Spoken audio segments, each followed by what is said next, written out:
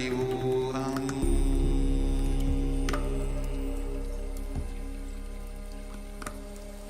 Om Nityananda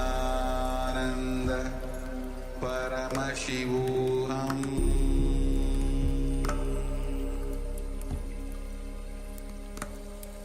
Om Nityananda Paramashivoham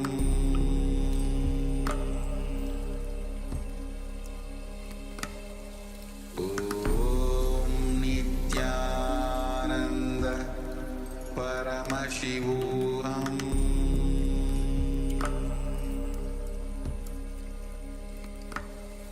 Om Nityananda Paramashivoham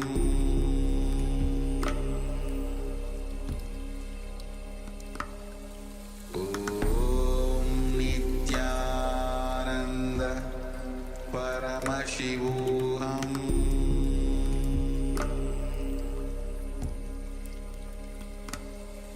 Om Nityananda Paramashivoham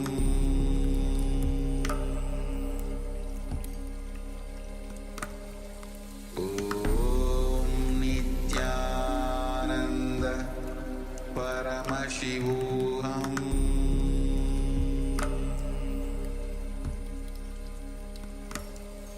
Om Nitya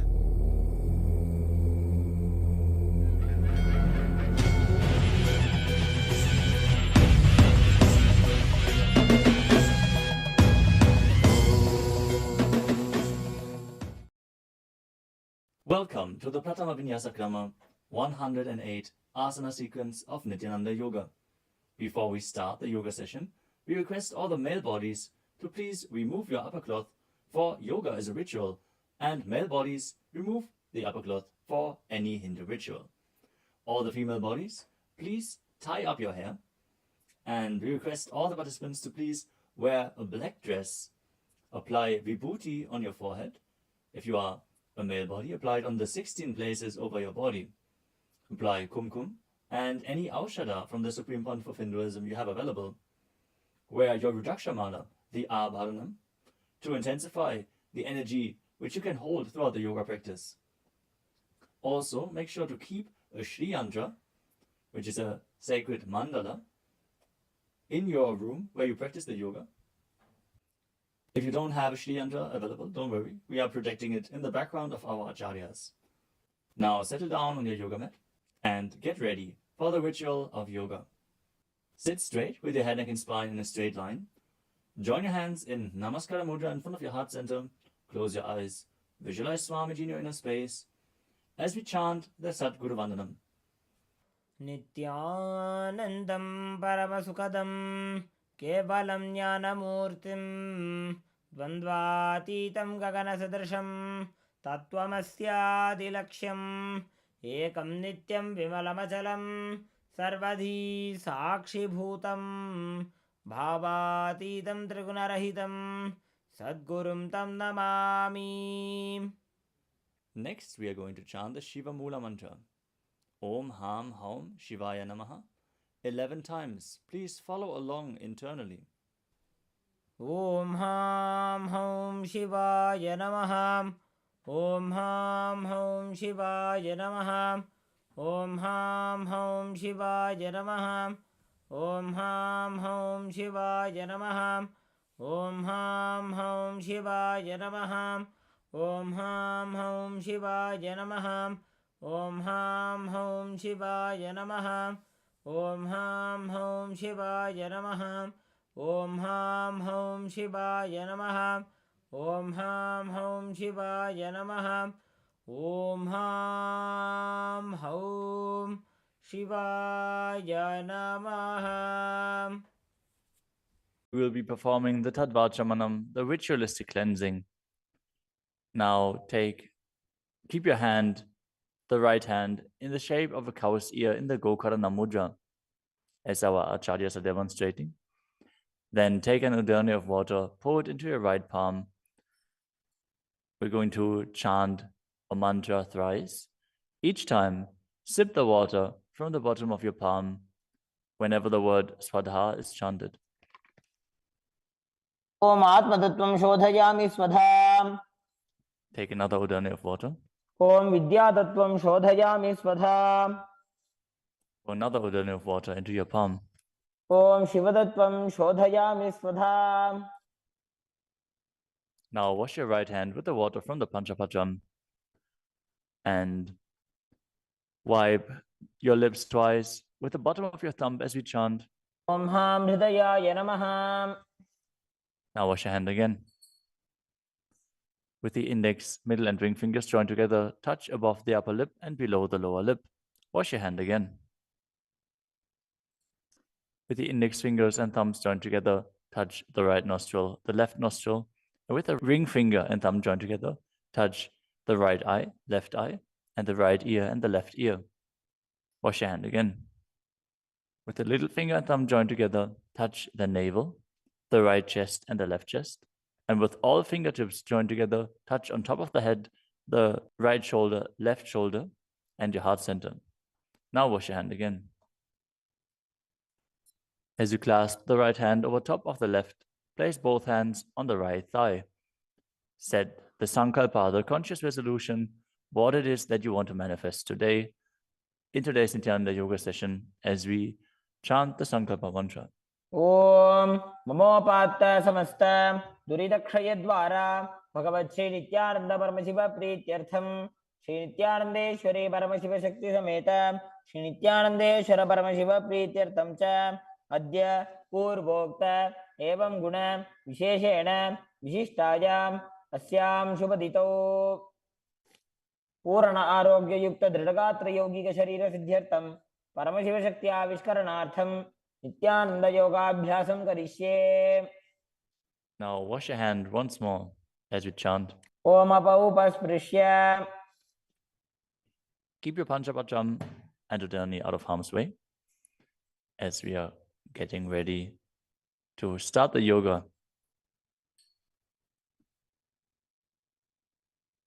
Now sit in a comfortable cross-legged position with your head, neck, and spine in a straight line. Bring the index fingers and thumbs joined together on top of the knees in Bindu Mudra. Engage the three bandhas, the energy locks, which are contracting the perineal region and pulling it in and up. The Uddiyana Bandha, the stomach lock, contracting your stomach muscles and pulling your stomach in and up towards your spine. And the Jalandhara Bandha, the throat lock, tucking your chin to the chest and internally contracting your throat muscles. Together they form Mahamudra Bandha, which is a great secret of the yogic practice and will enhance your yoga practice manifold. Next up is the visualization. Hold the visualization for the right context of each of the asanas. The first visualization is Lord Shiva. You will always be able to see the visualization in the top right corner of the screen. So whenever you don't know how the visualization looks, you can just check the screen. Next up is Samana Kumbhaka. Now fill your stomach with prana as you meditate on a flame in your stomach, kindling the prana and raising up your spine. Chant the japa Soham and visualize it rotating around your throat until the nectar oozes out into your body. Let us now perform the first asana, which is Sukhasana. Tatsukhasanamityuktam ashaktastat samacharet asanam vijitam yena jitam tena jagatrayam. The next asana is Parvatasana. Now bring your legs into Padmasana with the feet on top of the opposite thighs. Then bring your palms together in Anjali Mudra and raise them up above your head, keeping your elbows straight. Engage all three bandhas, Mahamudra Bandha, as you visualize yourself as Mount Kailash. Adhavakshe Mahadeva Parvatasana Mangalam. The next asana is Halipavasana. Now bring the soles of your feet together in front of your body and hold the left hand by the right behind your back. As you lean forward and place your forehead on the ground behind your heels. Engage all three bandhas as you gaze to the nose and visualize Swamiji in your inner space. पूर्वविधियाहु मे जानो उभय पकतली संपुट ठानो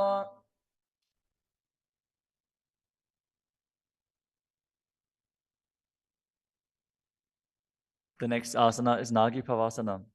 Now keep the soles of your feet together and stretch your hands out in front of the feet, cupping your palms, placing them down on the ground as you place your forehead on the ground behind your heels. Engage all three bandhas and gaze to the tip of your nose, visualizing yourself as a snake. पूर्वविधि परियागाने नीचौ हो वे कहूँ फनास्यो लगाई.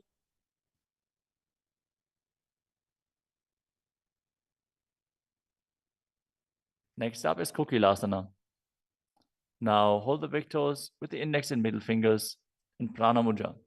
Then raise the legs up straight and then cross them into Padmasana, leaning forward and down onto your elbows.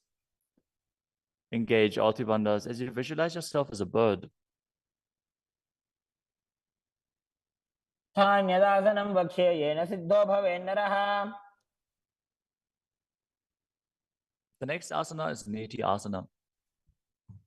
Now place one ankle on top of the opposite knee as you hold onto the opposite elbows.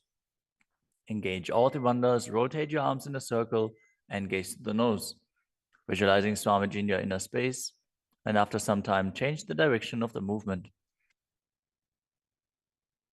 घोड़ा बामा पादगी आशमाहिली सोये दक्ष चरण को वार लोता परिकुल्फ समोय.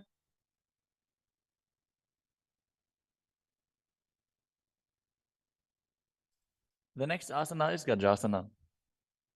Now press your hands onto the ground, lifting your hips up high. Lower your head, then your chest, scooping the body forward and down again and again as you visualize yourself as an elephant. And perform Uddiyana Bandha, the stomach lock, and Mula Bandha, the root lock, as you do so. निब्जं पादाग्रे भूमौ कृत्वा लम्बी भूया मस्तकाग्रे निधाय.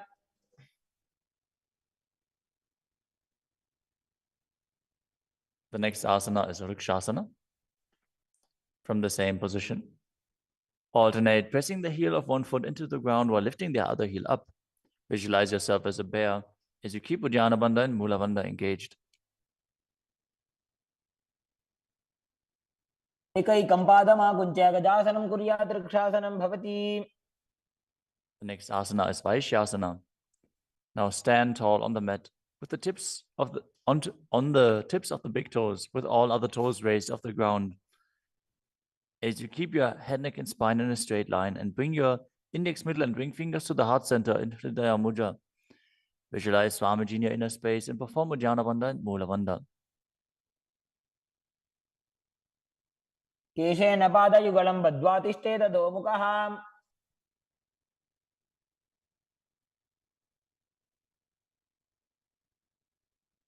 Next up is the Urdhva Janukarana. Stand with your heels touching, toes facing outwards at a 45-degree angle and the knees bent in Arimandi. Now bring both hands to the chest with the elbows parallel to the ground. Then lift one knee up towards the center of your body, followed along with the respective hand as you make circular motions on both sides again and again.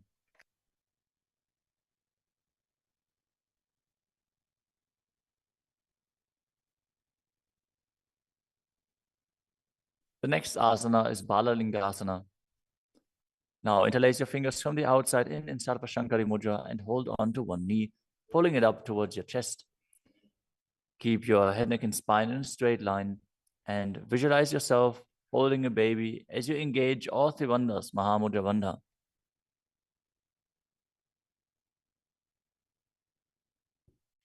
एकं जानूरसि आलिङ्ग्य स्थातव्यं बाललिङ्गनं भवति. You move on to Padapidanasana. Now take the foot and pull it behind towards your buttocks. Hold it with both hands. Be straight. Engage all three bandhas as you visualize Swamiji in your inner space. त्वैकस्मिन् पादतले कराभ्यां वेष्टयेत्तनुम्. The next asana is Natarajasana.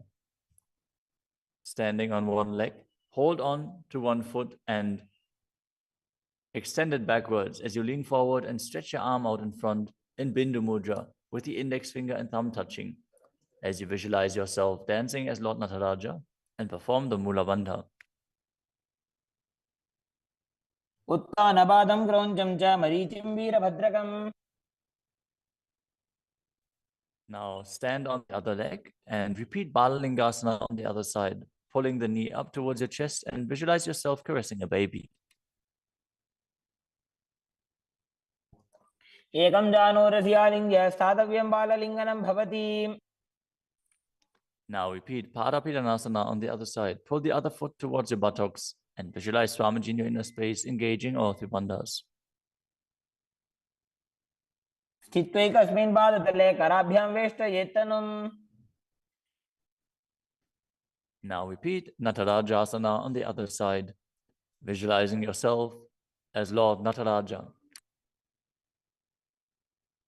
पादं क्रौञ्चं च मरीचिं वीरभद्रकम्.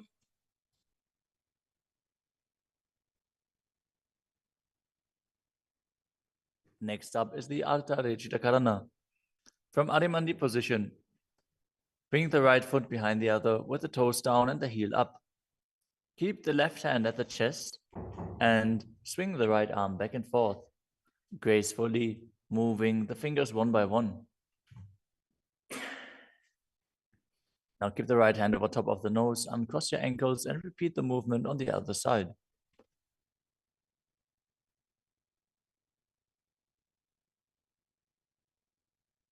Next up is the skeleton dance. Now visualize yourself as a skeleton as you shake your body intensely.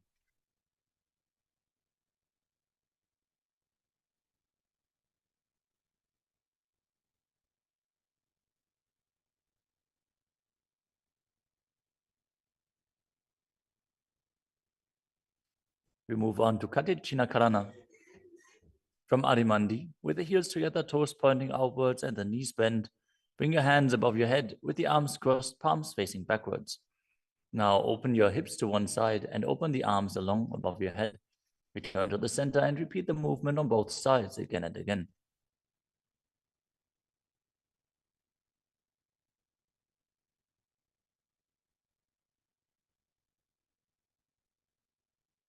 The next asana is Tadasana. Now stand tall on the tips of the big toes as you raise your hands up above your head, beside your ears.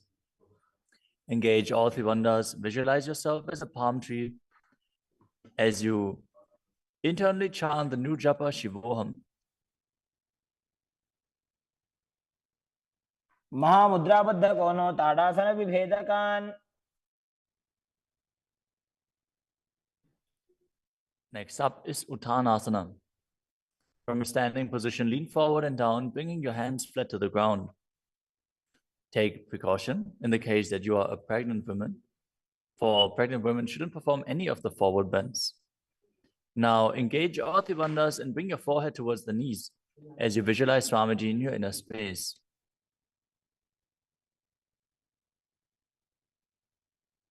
महामुद्राबद्ध कोनो ताड़ासन विभेदकान्. The next asana is Tadakshvasana, the plank position. Now lower your body down onto your arms and feet as you tuck your chin to the chest and rotate your head from side to side, contracting your perineal region. Visualize Swamiji in your inner space. Keep breathing in the Samana Kumbhaka, filling your stomach with prana and visualizing a flame rising up your spine.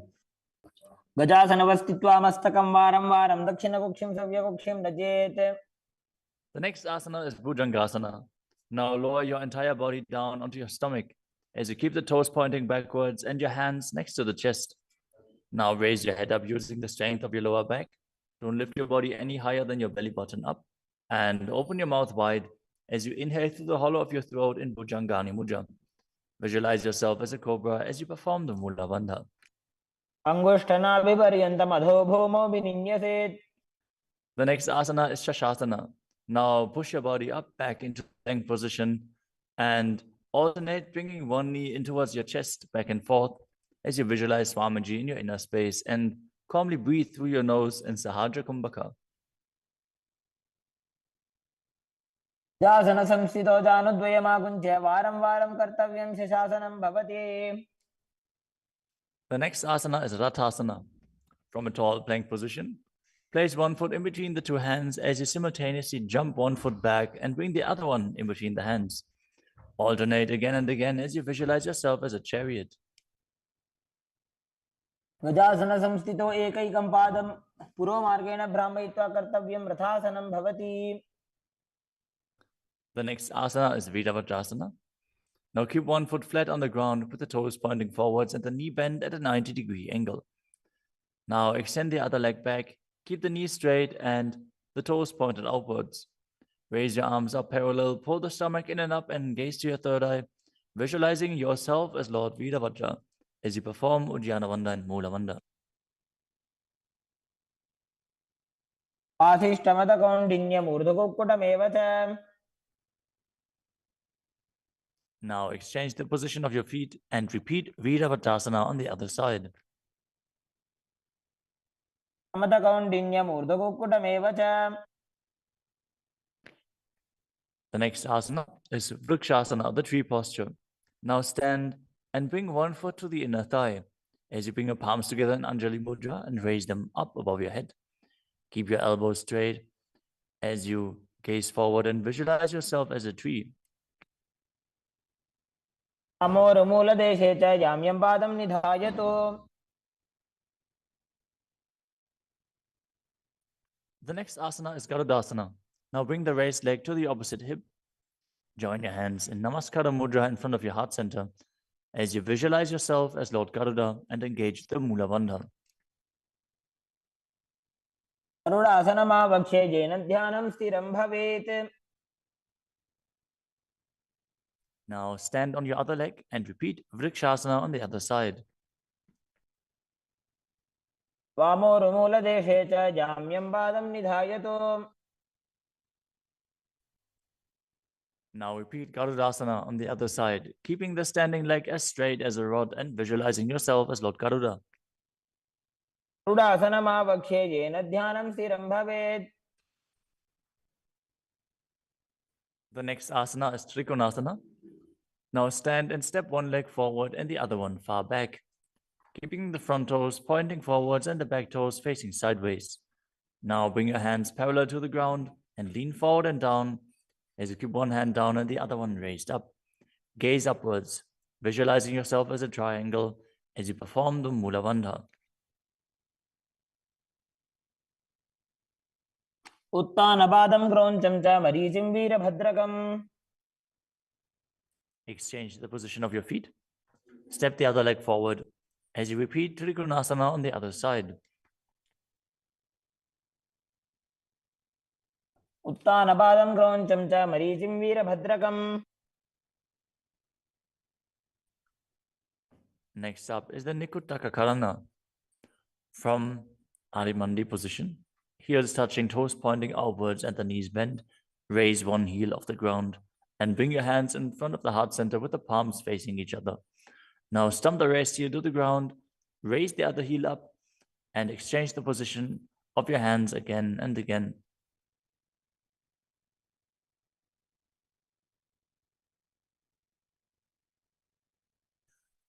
The next asana is Angushtasana.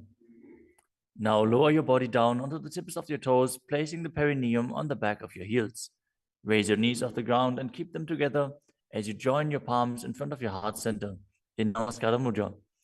Visualize Swamiji in your inner space as you breathe in Brahmari Kumbhaka, buzzing like a bee on the inhalation and exhalation as you perform the Mula Bandha and internally chant the new japa Sadashivoham.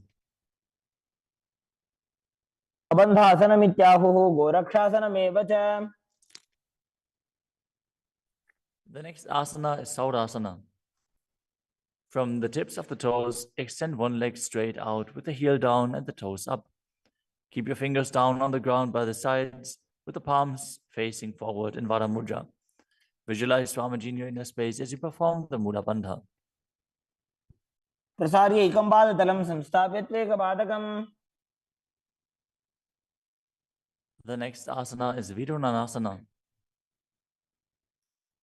Now, from Saurasana, lean forward and hold on to the big toe in Prana Mudra. As you hold the back heel with the other hand, balance. Visualize Swamiji in your inner space and perform the Mula Bandha. गुल्फस्थितो पादमेकं प्रसाद्य तत्पादाग्रं संस्पृशेत् तत्करेण. Now exchange the position of your feet. Stretch the other leg forward as you repeat Saurasana on the other side. प्रसार्यैकं पादतलं संस्थाप्य त्वेकपादकम्. Now again, lean forward and down, holding on to the front foot and the back heel. Repeating Vidunarasana on the other side. स्थितो पादमेकं प्रसार्य तत्पादाग्रं संस्पृशेत् तत्करेण.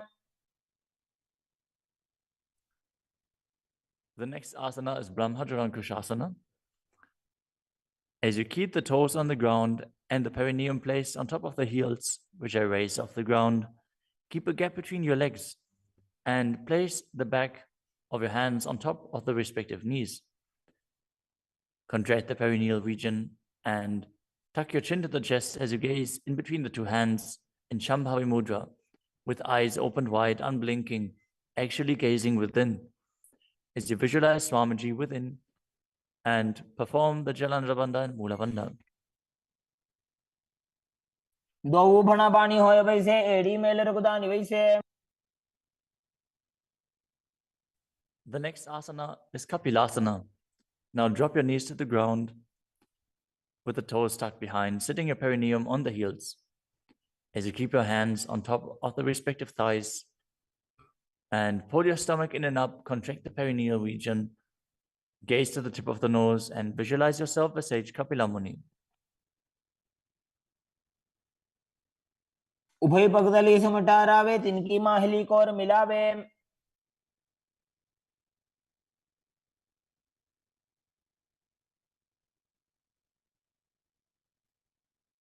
The next asana is Bhadragodakasana.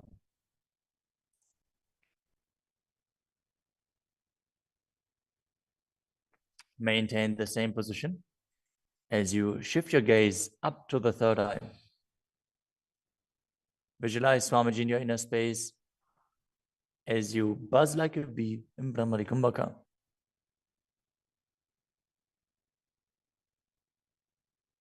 दो वो पगदली संपुट करे कोरवारली भूपरि धरे.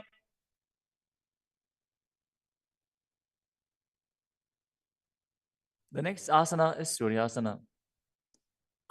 Now sit with your toes tucked, perineum placed on top of the raised heels. As you bring your thumbs and little fingers together in Padma Mudra, opening up the palms resembling a lotus flower. Now raise your hands up above your head as you gaze up in between the gap between the palms, visualizing yourself as Lord Surya.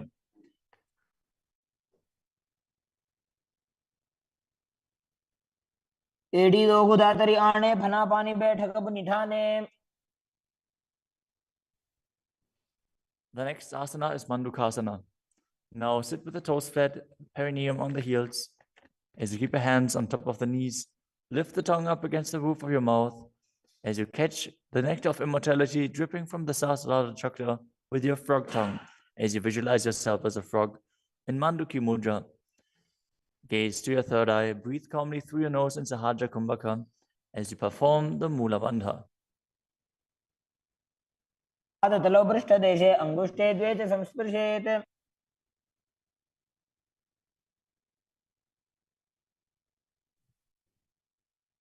The next asana is Uttana Mandukasana. Maintain the same sitting posture, but bring your hands behind your back, holding onto the opposite shoulders. Gaze to your third eye, visualize yourself as a frog as you keep your tongue pressed against the palate of your mouth in Manduki Mudra. Perform Uddiyana Bandha and Mula Bandha as you do so.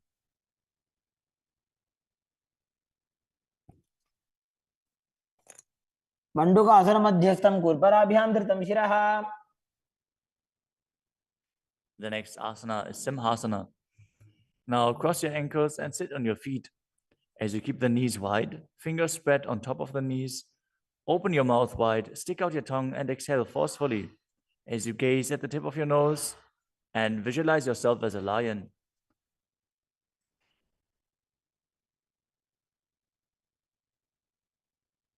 दक्षिणं सव्यगुल्फेन दक्षिणेन तदेतरम्. The next asana is Bhadrasana. Now sit with your heels under the perineum, the knees open wide. Then cross your hands behind your back and hold onto the big toes in Prana Mudra. As you gaze to the tip of your nose, visualize Swamiji in your inner space and return to buzzing like a bee in Brahmari Kumbhaka. गुल्फौ च वृषणस्याधो व्युत्क्रमेण समाहितः. The next asana is Kakabusandhi asana. Now squat and keep the feet flat on the ground as you keep your knees open wide and bring your arms in and around the raised knees. Interlace your fingers behind your back if you can. As you visualize yourself as a crow and gaze to the tip of your nose as you engage the Mula Bandha.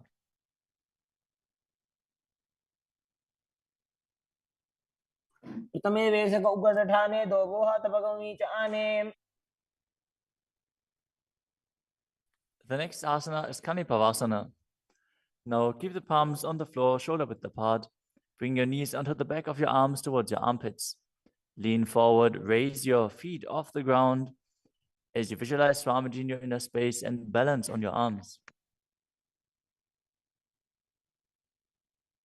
को गुण आशी दुष्टता होई तो आछी होई.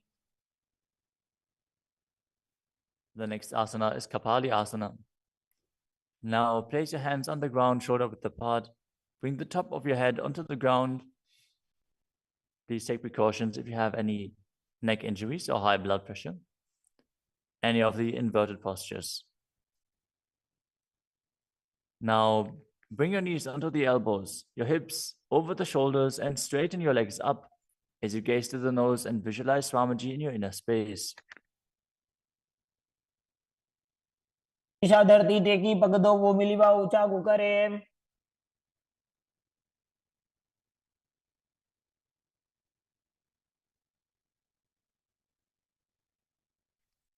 The next asana is Parshvamayurasana.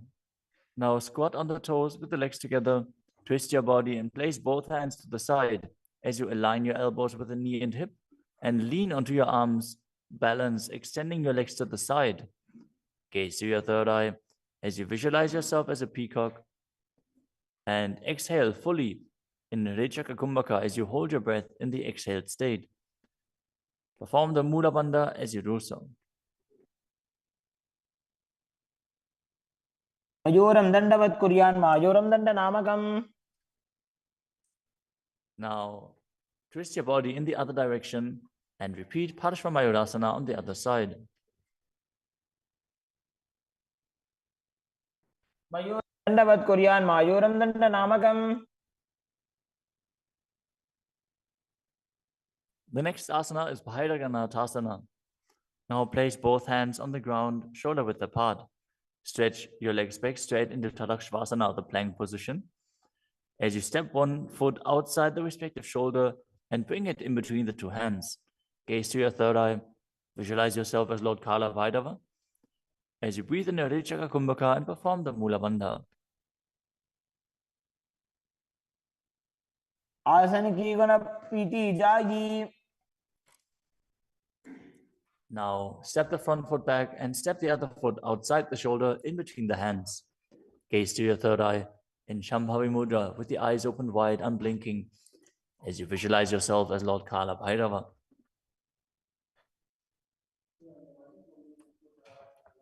आसन को गुण पीती जाई. The next asana is Unmukha Pitasana. From Tadakshvasana, the plank position, bring your forearms down on the ground as you walk your feet forward, raising your hips. Lift your chest and head up and gaze to your third eye, visualizing Swamiji in your inner space.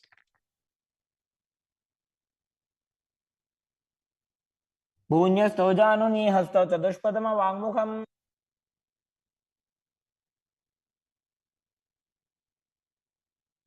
The next asana is Vashishthasana. From Tadakshvasana, rotate your body onto one hand and raise the opposite hand up.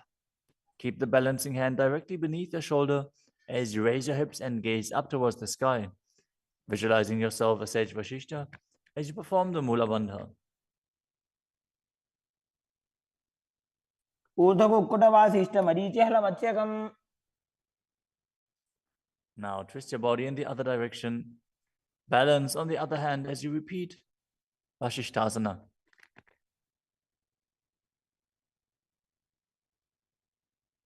ऊर्ध्वकुक्कुटवासिष्ठमरीचिहलमत्स्यकम्.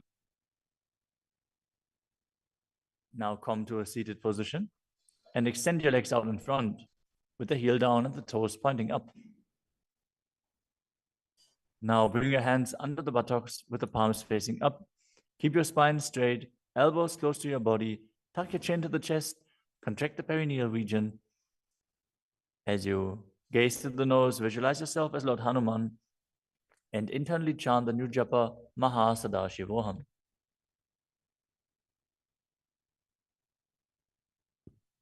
दो Booker की उभय हथेली कोरवार ली मैले भेली.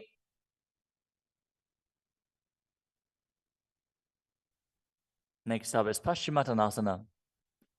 Now visualize Swamiji in your inner space as you lean forward and down, holding onto the big toes in Prana Mudra. Perform Mahamudra Bandha, all three bandhas engaged, and exhale all the air from your lungs in Lichaka Kumbhaka. जानो बरिला लाटंतो पश्चिमं दानमुच्यते. The next asana is Ugrasana. With your legs straight, interlace your fingers behind your neck. Lean your chest forward and down, bringing your head to the knees by the strength of your core. Engage all three bandhas as you visualize Kali in your inner space. शुभानिभ्यां दृढं धृत्वा जानुपरि शिरोन्यसेत्. The next asana is Marichi Asana. Now, sit with the legs extended, bring one heel to the groin with the knee raised, and reach your arm in and around the raised knee as you clasp your hands behind your back. Bring your chest to the thighs, head to the knee, and visualize yourself as Sage Marichi. उत्तानपादं क्रौञ्चं च मरीचिं वीरभद्रकम्.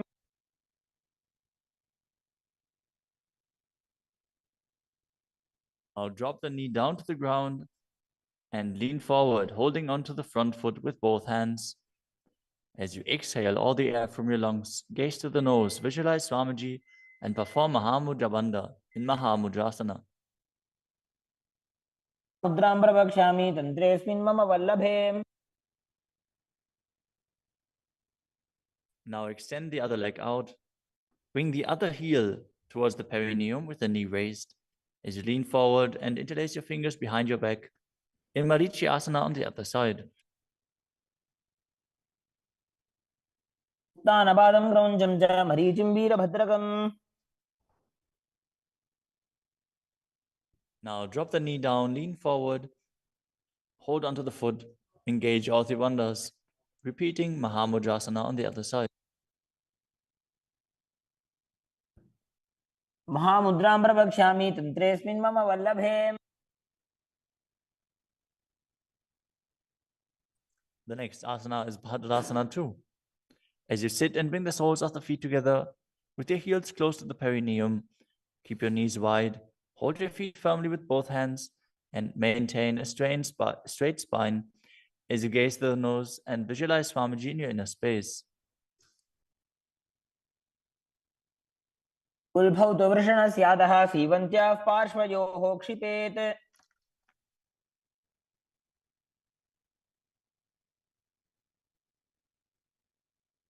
The next asana is Gvali Pavasana. From Bhadrasana, extend your feet away from your body. Keep the toes together, heels apart, knees wide open. As you place your hands on the respective knees, tuck your chin to the chest and gaze to the nose. Visualize Swamiji in your inner space. Perform the Jalandhara Bandha and Mula Bandha. ध्रुवचर्पट चौक कख्यो सोजी वाही विधियो की जे सोई. The next asana is Joni Asana. Now sit, keep the soles of the feet together, and the heels close to your perineum as you visualize the yoni mandala, which is projected on the screen. Now hold the soles of the feet as you lean forward and down and bring the forehead to the feet as you gaze to the nose and perform the Mula Bandha.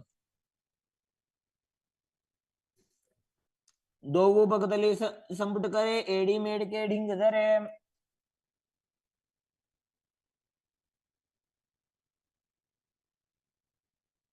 The next asana is Midaki Pavasana. As you sit and keep the heels together, toes apart and the knees wide, lean forward and down and extend your hands out to the side. Keep the palms facing down on the ground to the sides as you bring your forehead to the ground behind your heels. Gaze to your nose, visualize Swamiji and perform the Mula Bandha. पूर्व विधि परिपकथली संपुट शोल एड़ी मिली राशे. Next up is Siddha Samadhi Asana.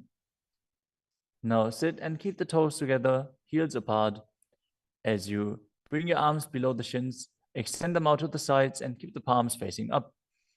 Bring your forehead to the ground above your feet as you bring your toes near your throat if you can. Gaze to the tip of your nose, visualize Lord Surya in your inner space and perform the Mula Bandha. दोवों पकतली संपुट करे शोले मेड़ आगा में धरे. Next up is Chinaki Pavasana. Now sit and keep the heels together, toes apart, as you hold the feet and open them up like a book, bringing the backs of your hands onto the ground and the elbows pressing down on the thighs. Gaze at the nose and visualize Swamiji in your inner space. दो पगांगी एड़ी धरती मगिवा मेड़ लगावे. The next asana is Chadapata Chukasana. Sit and bring the soles of the feet together with the heels at your perineum. Open the knees and place your hands on top of the knees as you gently press them down. Pull your stomach in and up, gaze to your third eye as you visualize Swamiji in your inner space. दोवों पकतली संपुट धारे आगा नेक रजार पसारे.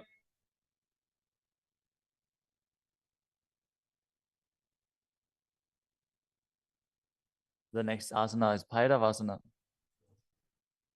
Now sit and bring the soles of the feet together with your knees open wide. Lift the heels up and bring the toes down onto the ground. As you keep your knees on the ground, pull your stomach in and up and place your hands on the knees in Bindu Mudra. Gaze to your third eye as you visualize yourself as Lord Kala Bhairava. उल्भव संपेड्य जान्योन्यं विक्रमेणोत्थितं शनैः. The next asana is Samanasana. Now sit with one heel at the perineum. Lift and hold the other foot, pulling the sole of the foot to your chest. Gaze to your third eye as you perform the Mula Bandha and visualize Swamiji in your inner space. समान आसनमावक्षे सिद्धमन्त्रादि साधनात्.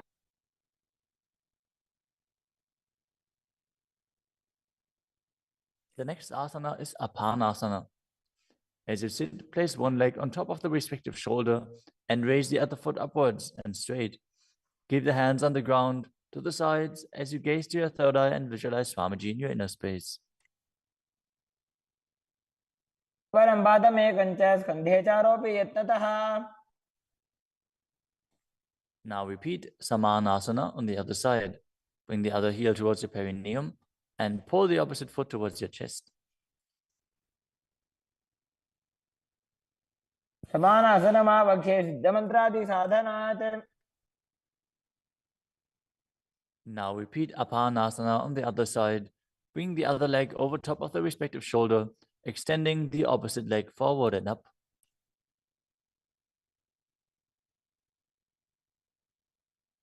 परं पादमेकञ्च स्कन्धे चारोऽपि यत्नतः.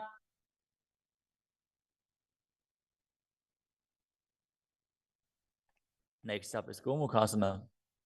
Now sit and cross one leg over the other, aligning the knees at the center of your body with the feet by the opposite hips. Place both hands on top of the stacked knees as you gaze to the nose, visualize the face of a cow, and perform the Mula Bandha. Start breathing in Siddhkari Kumbhaka, pressing your tongue against the palate of your mouth without touching the teeth and hissing through your teeth while inhaling. Internally chant the new japa Om Nityanandoham. सर्वे दक्षिणगुल्फं तु पृष्ठपार्श्वे नियोजयेत्. The next asana is Anasuyasana. Now maintain the same posture. Hold on to the big toes of the feet in Prana Mudra. As you gaze to the tip of your nose and visualize yourself as Rishika Anasuya, engage Uddiyana Bandha and Mula Bandha. दक्षिण कोडो नीचे उठाने, वामों के ऊपर आने. Maintain the same position. Interlace your fingers behind your back and lean forward and down as you bring your chin over the knees, the nose towards the ground, and visualize yourself as Rishika Anasuya in Anasuyasana too. जीमणा गोदा की संधि, उपरिड़ा वागोड़ा की संधि. The next asana is Garudasana too.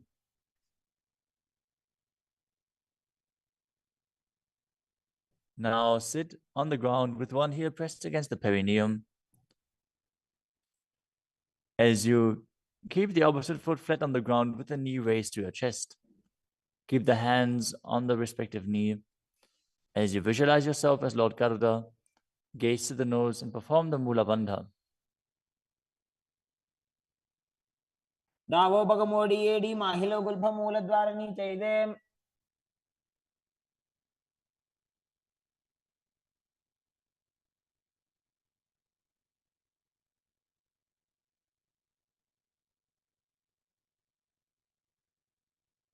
The next asana is Naradasana. Now, sit and place your perineum on top of one heel as you interlace your fingers behind your neck and twist your elbows outside of the raised knee.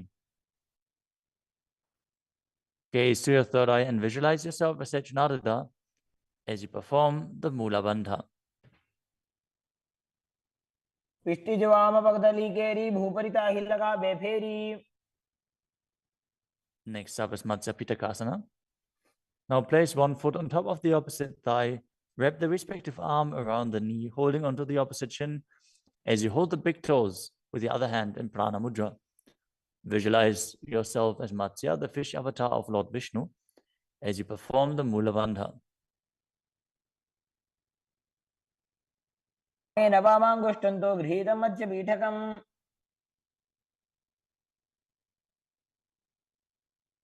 Now slide your knees over top with the other knee on top, repeating the Gomukhasana position on the other side. Gaze to the nose and visualize the face of a cow as you keep hissing through your teeth without the tongue touching your teeth. In Siddhkari Kumbhaka.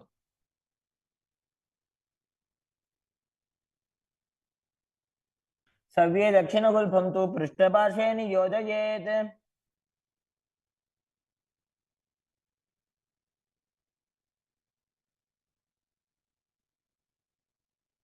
Next up is Anasuyasana on the other side. Hold onto the big toes as you visualize yourself as Rishika Anasuya.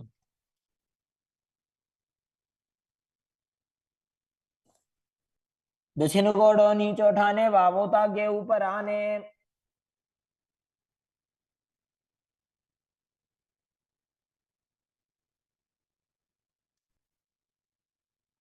Now, from the same position, interlace your fingers behind your back and lean forward and down, chin over the knees, nose towards the ground, in Anasuyasana too.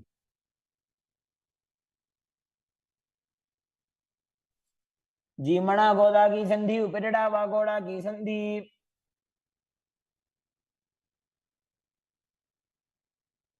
Now repeat Garudasana 2 on the other side, bringing the other heel towards the perineum, knee raised, hands on the knees, as you visualize yourself as Lord Garuda. डावो बगमोडी एडी माहिलो गुल्फ मूलद्वारणी चैदे. Next up is Naradasana on the other side. Raise the perineum onto the heel, interlace your fingers behind your neck, and twist your elbows outside of the raised knee, visualizing yourself as Sage Narada. पिष्टिजवाम पगदली केरी भूपरिता हिलगा वेफेरी।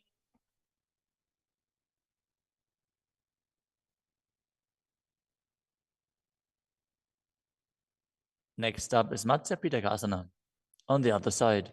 Now place the other foot on top of the opposite thigh. Hold on to the shin and the big toe of that foot as you visualize Matsya, the fish avatar of Vishnu. वामेन वामाङ्गुष्ठन्तो गृहीतं मत्स्यपीठकम्। Next up is Matsyendrasana. Now place one foot on top of the opposite thighs as you place the opposite foot on the ground flat. Twist and bring the elbow outside of the raised knee. Keep your raised arm by the neck. Turn your head back and gaze to your third eye, visualizing Matsyendranath, the great sage and master of Hatha Yoga. उदरं पश्चिमाभासं कृत्वा तिष्ठति यत्नतः।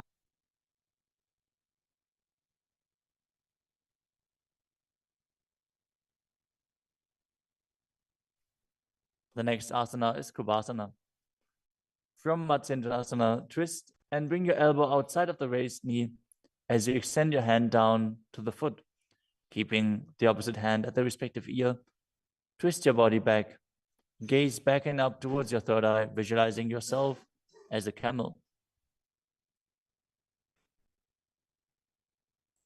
आसन को गुण झोल हो जाए। Next up is Matsyendrasana 2. Keeping the hand extended down towards the foot, place your hand behind your body onto the ground as you gaze up to your third eye and visualize Matsyendranath. मत्स्येन्द्रपीठं जठर प्रदीप्तिं Prachanda रुक्मण्डल खण्डनास्त्रम्। Now repeat Matsyendrasana on the other side. Extend the other leg out. Bring the opposite foot onto the thigh as you twist your elbow outside of the raised knee and gaze back.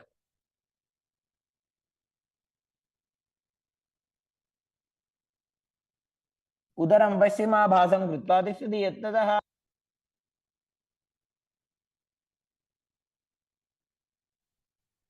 The next asana is Kubhasana on the other side. Now hold on to the front big toe and prana mudra as you keep the other hand towards the respective ear, gazing back and up towards your third eye and visualizing yourself as a camel. आसन को गुण झोल हो जाए। The hand to the ground behind you. Twist your body even further as you visualize Matsyendranath in Matsyendrasana 2.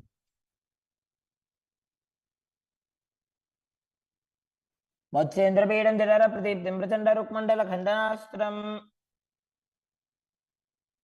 The next asana is Padmasana.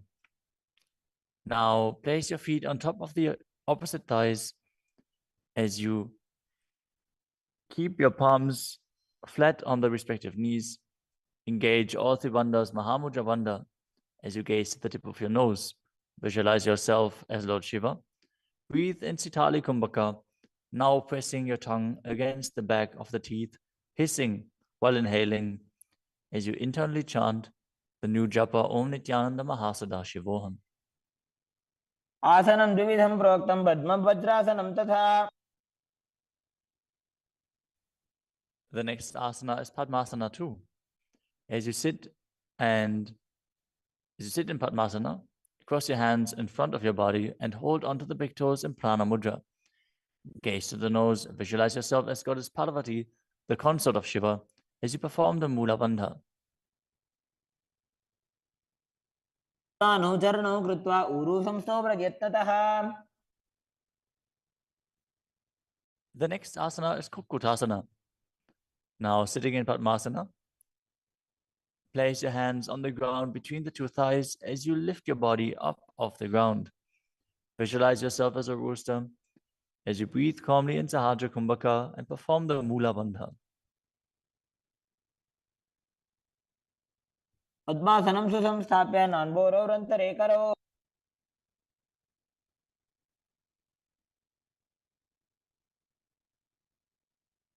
The next asana is Baddha Keki Asana. From Padmasana, Raise up onto the knees as you bring your hands flat on the ground with the fingers pointing backwards. Keep the elbows together, press them against the navel, and then lean forward. Find balance and extend your knees up off the ground. Visualize Swamiji in your inner space as you perform the Mula Bandha.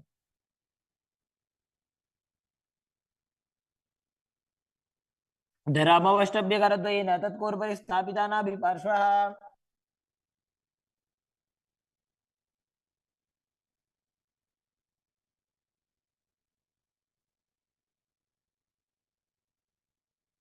The next asana is Mayurasana. While on your knees, place your palms on the ground with the fingers pointing backwards. Keep your elbows at the navel, lean back, lean forward, find balance, and extend your legs up off the ground, visualizing yourself as a peacock as you perform the Sahaja Kumbhaka and engage the Mula Bandha.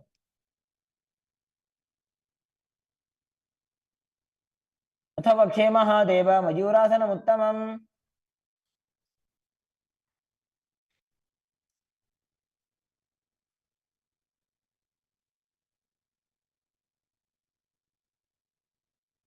Next up is Makarasana. Lay down on your stomach with the feet pointing outwards and the forehead on the mat. Interlace your fingers behind your neck as you visualize yourself as a crocodile and perform the Mula Bandha. अध्यासशेते हृदयं निधाय भूमौ च पादौ च प्रसाद्यमानौ As you lay on your stomach, place your hands on the ground beside your chest. Raise your legs up, bring the thighs off the ground, visualizing yourself as a locust. In Shalabhasana. अध्यासशेते करयुग्मवक्षो भूमिमवष्टभ्यकरयोस्तलाभ्याम् The next asana is Ushtrasana. As you lay on your stomach, bring your hands to the feet. Pull the feet down towards the ground outside of your hips. As you visualize yourself as a camel and perform the Mula Bandha. अध्यासशेते पदयुग्मव्यस्तं पृष्ठे निधाय विधृतं कराभ्याम्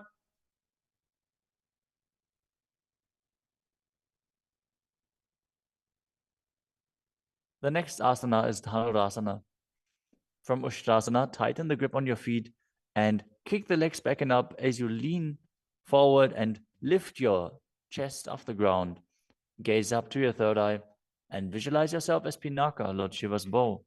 Perform the Mula Bandha as you do so.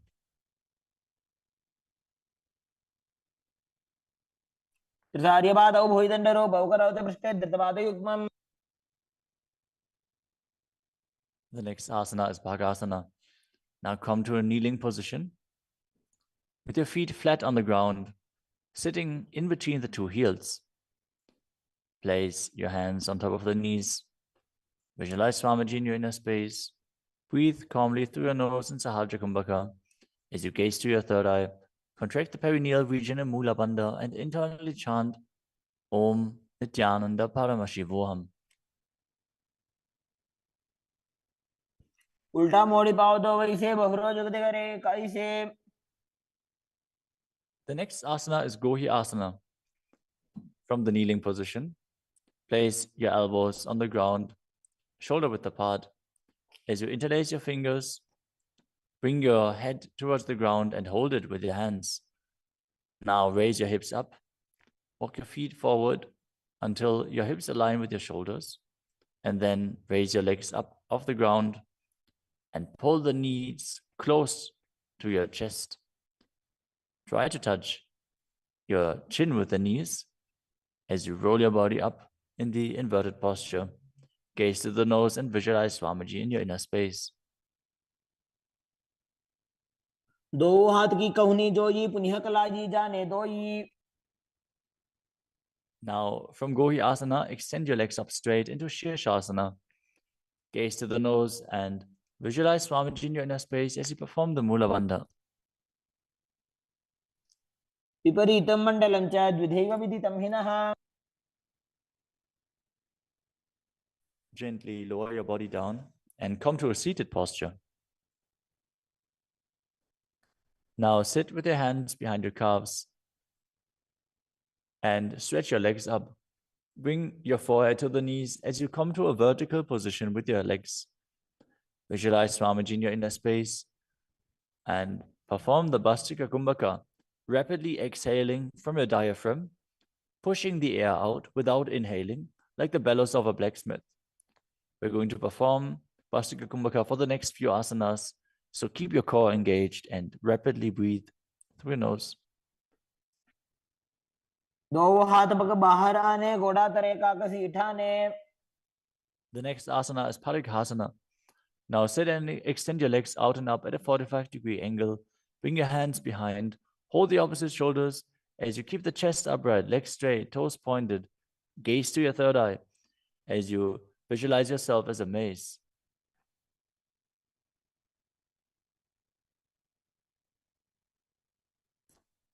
उत्तानशयनं कृत्वा पादौ मिलित्वा प्रसार्य.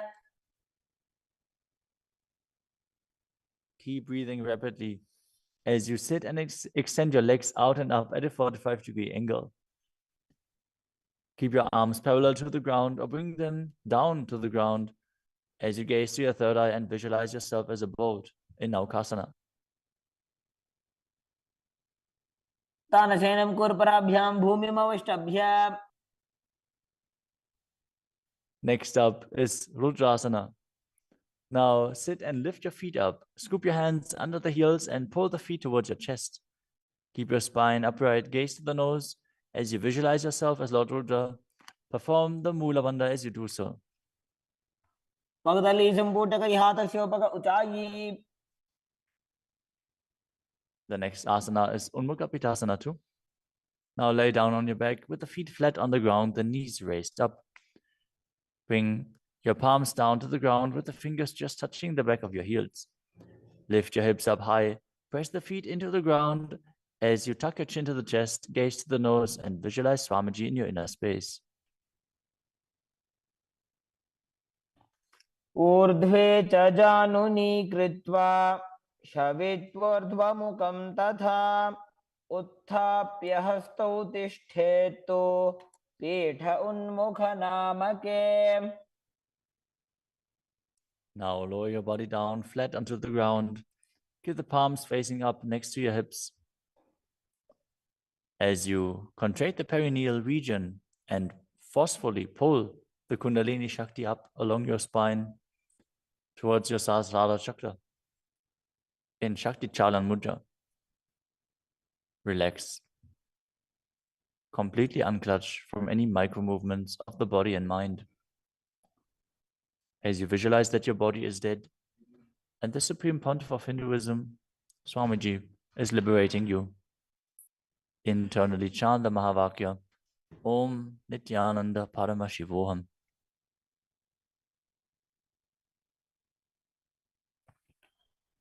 उत्तानं शववद्भूमौ शयनं तोषवासनं शवासनं श्रान्तिहरं चित्तविश्रान्तिकारकम्. ॐ नित्यानन्द परमशिवोऽहम् ॐ नित्यानन्द परमशिवोऽहम् ॐ नित्यानन्द परमशिवोऽहम् ॐ नित्यानन्द परमशिवोऽहम् ॐ नित्यानन्द परमशिवोऽहम् ॐ Nityanand Paramshiva.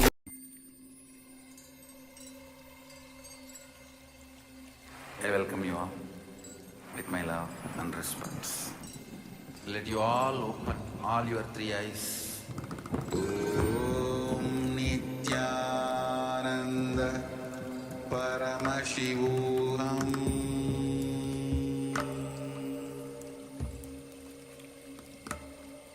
Om Nityananda Paramashivoham.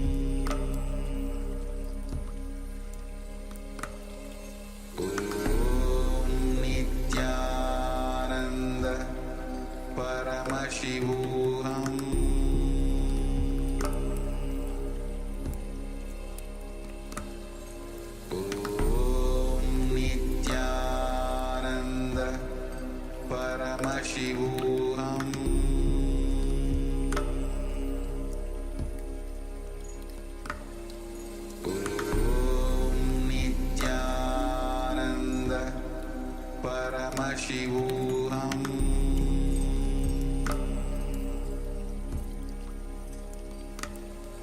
Om Nityananda Paramashivoham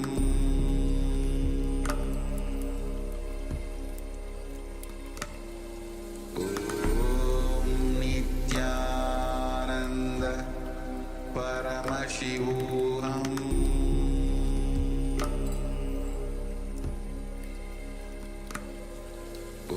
Om Nityananda Paramashivoham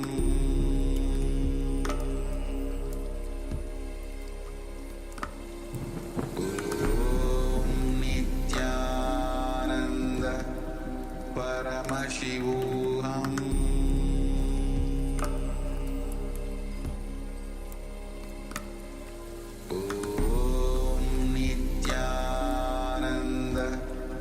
Paramashivoham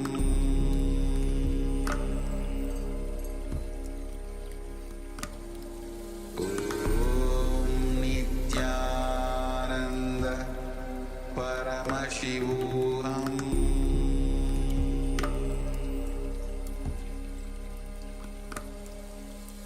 Om Nityananda Paramashivoham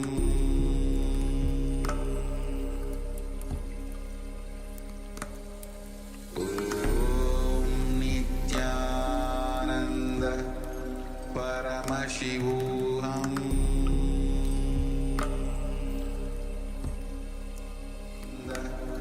Paramashivoham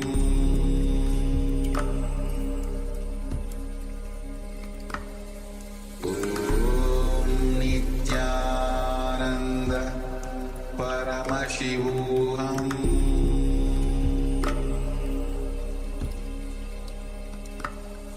Om Nityananda Paramashivoham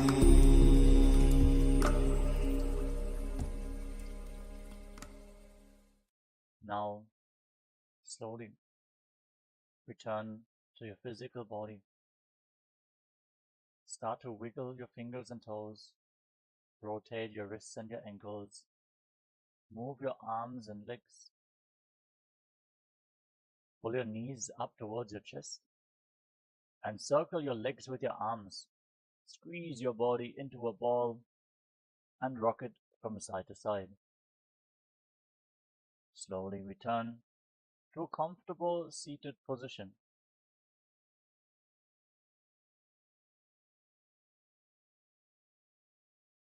Congratulations, you completed the Pratama Vinyasa Krama, the first 108 asanas of Kailasas Nityananda Yoga.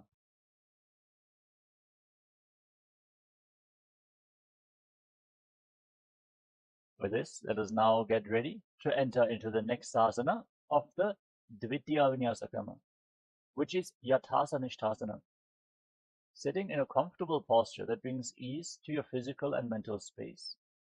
Any comfortable posture is fine. Place your hands on top of your knees in Bindu Mudra, with index fingers and thumbs together, palms facing up. Visualize Swamiji in your inner space and breathe in Samana Kumbhaka. Inhale into your navel region. Hold your breath. Feel the heat rising upwards from your navel. Meditate on the flame in your stomach. As you internally chant the Mahavakya, Om Nityananda Paramashivoham, for the remainder of this sequence. Yathasanishthasana Paryankam Tatsamadhyatam Yathasamstam Yathastitihi Samasana.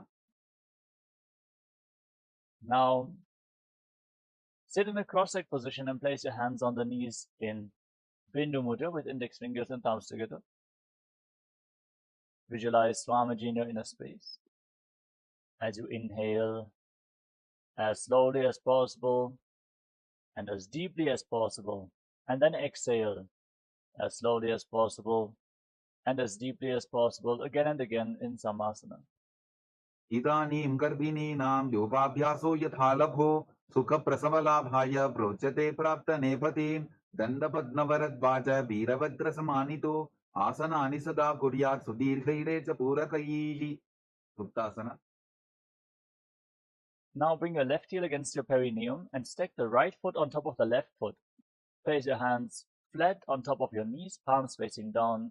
Gaze towards the tip of your nose and visualize yourself as a sage liberated by the Supreme Pontiff of Hinduism. निपीड्यसीविनीं सूक्ष्मां दक्षिणेतरगुल्फतः वामं याम्येन गुल्फेन मुक्तासनमिदं भवेत्. सिद्धासना. Now shift your gaze up towards your third eye and visualize Swamiji in your inner space as you maintain your body in the same position. स्थानोत्सम्यमितेन्द्रियो तलदशा पश्यन् भ्रुवोरन्तरं चैतन्मोक्षकपातभेदजनकं सिद्धासनं प्रोच्यते. सिद्ध्यासना. Now shift your gaze to the ground in front of you. Gaze to the floor as you engage Mahamudra Bandha or Tribandhas and visualize Swamiji in your inner space. वामपार्श्वे सीवनिमदिता सुकोठानो. Rudrasana 2. Now shift your gaze up towards your third eye and rotate your hands on top of the knees into Bindu Mudra as you visualize yourself as Lord Rudra. वामचरणपरितचिण्डरापे एतचुपदीये सेविदिदाखे. Santatunasana. Now shift your gaze to the tip of your nose and embody tranquility and an unshakable nature. आसन की गुणमन की तन चलता अमीट. Siddhasana 2. Now bring your hands in front of your navel, cup one palm over the other in Samputa Mudra, resembling a closed lotus flower, as you visualize Swamiji in Siddhasana 2. विजुकार्य समासीन सिद्धासनमुदीरितं प्रसार्य भूरिपादौ तु दोर्भ्यामङ्गुष्ठमादरात्. बन्धयोन्यासना. Now set the sankalpa to manifest through the womb of creation. Inhale all the way, hold your breath and enter Shanmukhi Mudra. Close the senses present in your face with your fingers. Lock your lips with little and ring fingers, your ring fingers just below the nostrils. Place your middle fingers on the bridge of your nose. Index fingers closing your eyes, thumbs locking your ears. Hold your breath in Shanmukhi Mudra in Bandha Yoni Asana. युत्र मध्ये महादेव बन्धयोन्यासने शृणु यत्कृत्वा खेचरो भूत्वा विचरेदीश्वरो यथा. वीरासना. Now place your right foot on top of the left thigh and the left foot below the right thigh. Place your hands on top of the knees in Bindu Mudra as you embody the state and space of bravery. एकं पादमथैकस्मिन् विन्यस्योरुणि संस्थितः इतरस्मिंस्तथा चोरुं वीरासनमुदीरितम्. वाल्मीकासना. Now maintain your body in the same position, but shift your gaze up towards your third eye and visualize Sage Valmiki, the author of Ramayana. दाबा पग की पगथली पुनि एड़ी है जोजन. जोनी मुद्रासना. Now place your hands flat on your knees and gaze towards the tip of your nose. Visualize Yoni Mandala, the visual reflection of Devi Paramashiva Shakti herself. वामपाद की पगदली जाहि माहिली code. योन्यासना.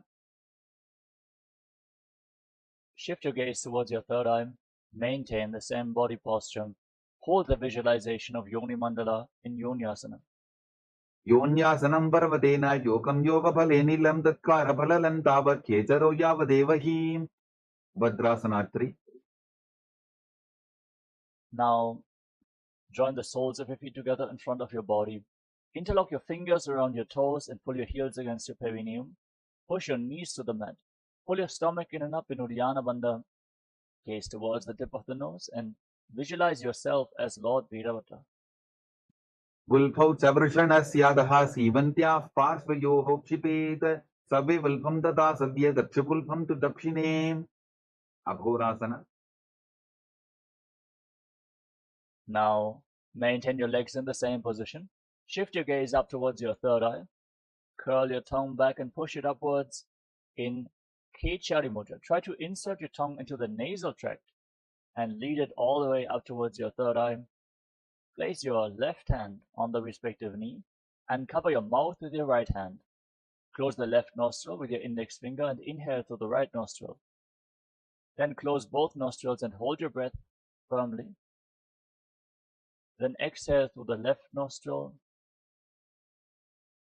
Again, inhale through the left. Hold your breath, exhale through the right, invert the breathing flow again and again in Abhyantara Kumbhaka as you visualize yourself as an Aghori in Aghorasana. पूर्व को हो विश्रिका जोगी वाही विधि जोगी जैसोगी Kanheri पवासना. Now slightly extend your feet away from your body. Keep your toes together and heels apart as in Gvali Pavasana. Rest your elbows on your heels, your chin on your hands. Gaze to your nose. Exhale fully as you engage Uddiyana Bandha and hold your breath after the exhalation in Rechaka Kumbhaka again and again while visualizing yourself as a female elephant drinking water. ग्वाली पाव आसन कथ्यो है जैसे Yahoo मैदाने विदित से परआसना. Now scoop your hands below the feet and lift your feet off the ground. Interlock your fingers in Parasha Mudra. Gaze to your nose and visualize Swamiji in Parasana. ततोर्ध्वं रेतयेत् वायुं मृतनिश्वास संयुतं Gopi चंडासना. Now free your hands and interlock your fingers around the toes from above. Pull your feet against your chest, rest your chin on your toes, fix your gaze at the tip of your nose and the body, the state and space of a king in Gopi Chandasana. पूरव विधिपता का अंगूठा कंटकू पराशे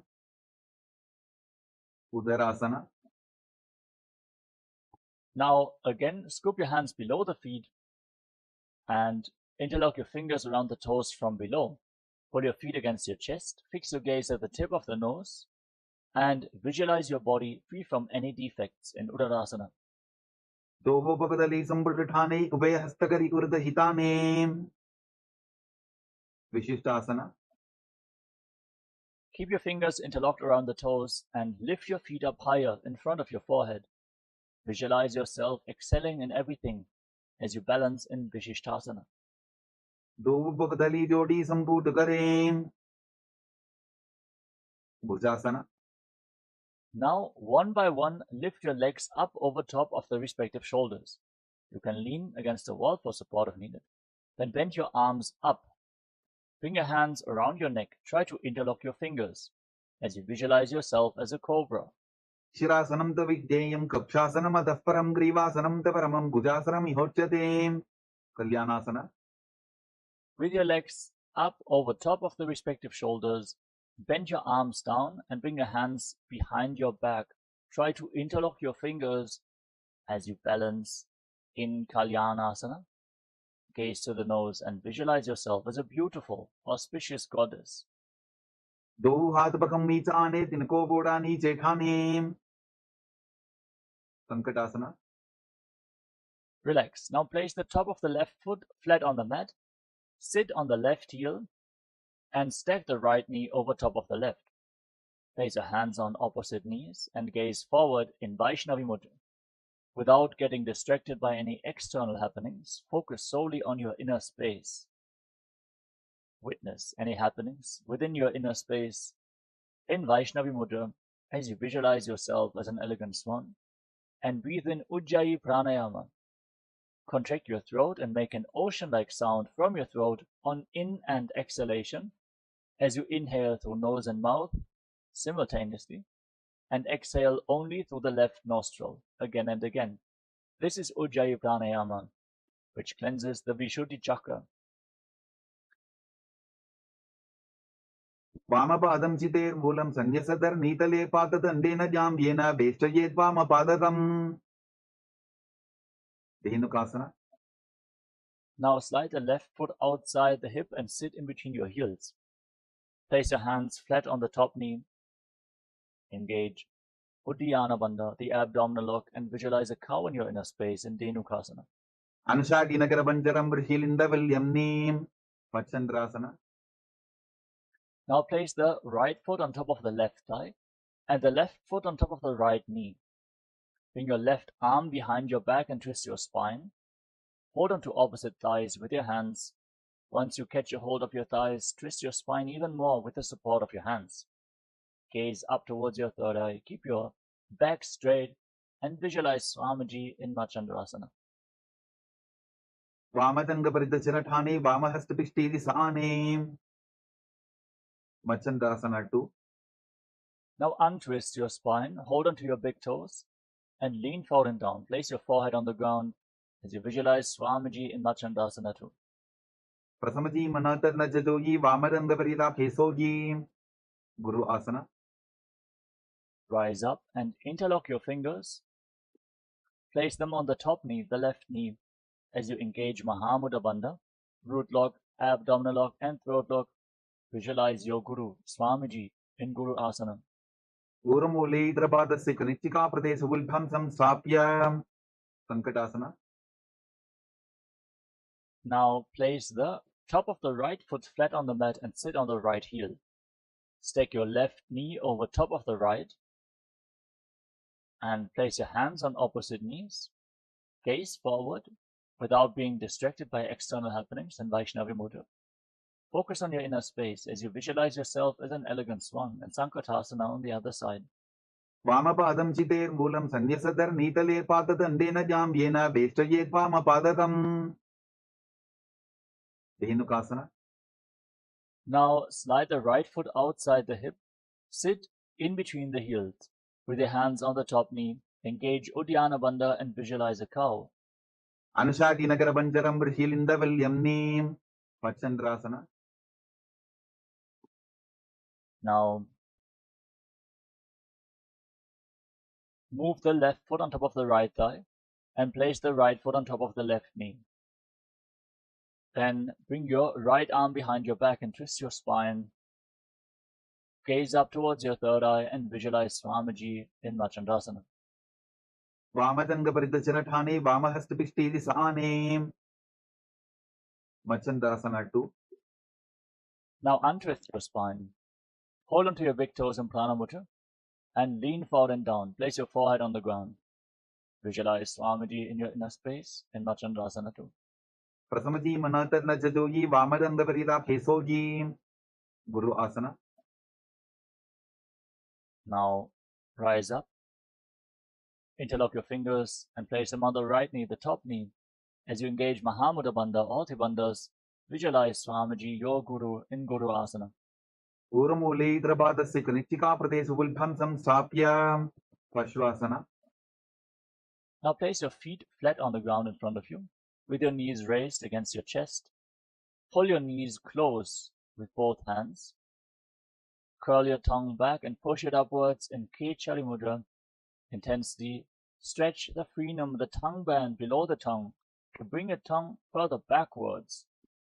Gaze up towards your third eye and visualize Swamiji in your inner space. Padatale Bhumo Nidhadya Kanani Ursi Nidhadya Viparita Hastabhyavu Saita Dange Nibadhya. Bodheshokasana. Now hold on to opposite wrists and rest your chin on the knees. Fix your gaze at the tip of the nose and visualize yourself residing in an abode of bliss. Dovubardali Bhuparidare Kormahli Sekare. Kurakatasana. Now bring your hands below the knees and hold on to opposite elbows. Pull your legs against your chest. Gaze towards the tip of the nose and visualize Swamiji in your inner space as you keep pushing the tongue backwards in Kechari Mudra in Kurakatasana. Do हाथ पग बाहर लियावे गोड़ा नीचे ले टहरावे. Sumati Asana. Hold on to opposite elbows below your knees and cross the right ankle over top of the left. Keep your toes pointing upwards. Fix your gaze at the tip of your nose and visualize the great sage and Maharishi Sumati in Sumati Asana. Mooladwari dharti paritane dava pag parita chavitane. Dandasana. Now extend your legs forward and straight. Interlock your fingers and raise your arms up with the wrists pointing outwards. Engage Mahamudra Bandha, all three bandhas. Gaze towards the tip of the nose and push your tongue back and upwards in Kechari Mudra. Raising the tongue in this way, centering the prana at the tip of your tongue, makes your body lighter than space itself. Idanim garbhini nam yogabhyaso yathalago sukha prasavala bhagya pruchate prakta nepathim. Arambhasana. Now lean forward and down and hold on to your big toes in Prana Mudra with index and middle fingers. Inhale through one nostril and exhale through the other alternatingly in Nadi Shodhana. Cleanse Ida and Pingala nadis, the two main nadis along your spinal cord. Balance the prana within your body as you visualize Swamiji in Arambhasana. Tohupakamidiva pasari pakaka angutha pakati lila tukoda lagave. Vidokasana. Now slightly raise your knees and separate your feet. Scoop your hands below the shins.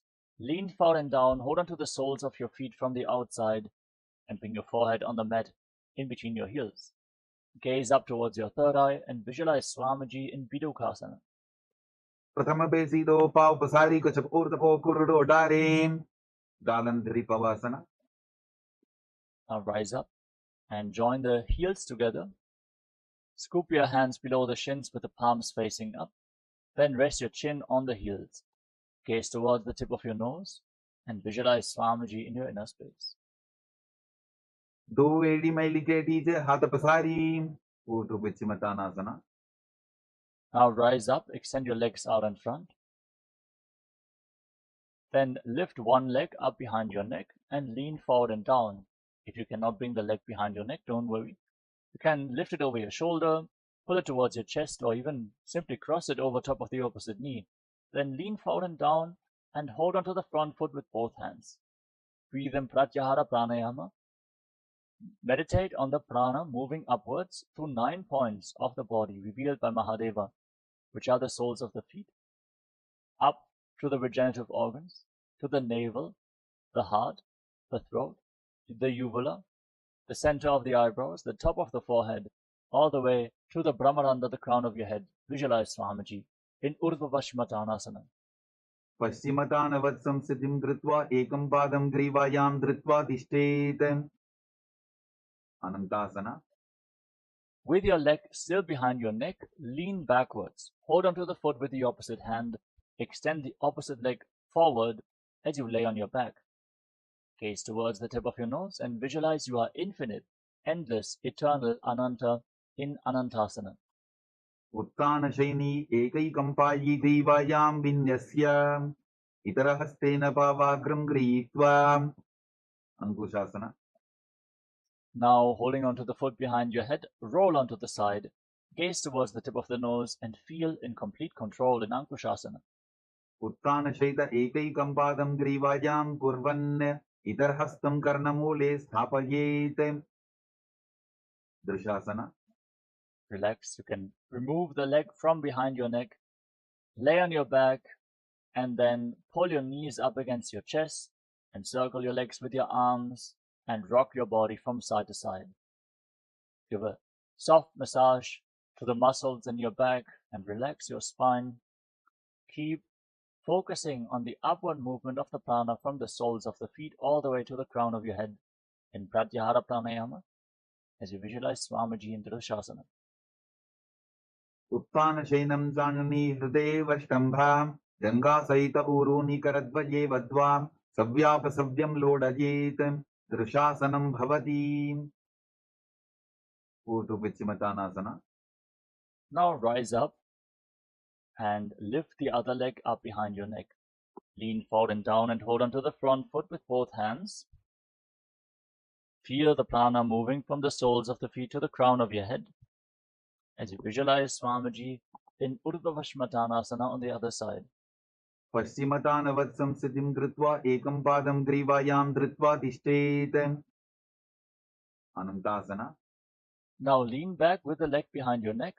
Hold onto the foot with the opposite hand. Gaze towards the tip of the nose and visualize you are infinite, endless, eternal Ananta. Uttana shaini ekaikam payi devayam vinyasya. Itarahastena pavagram grihitva. Ankushasana. Now roll onto the side of the hand, holding onto the foot behind your head. Gaze to your nose and feel in complete control in Ankushasana.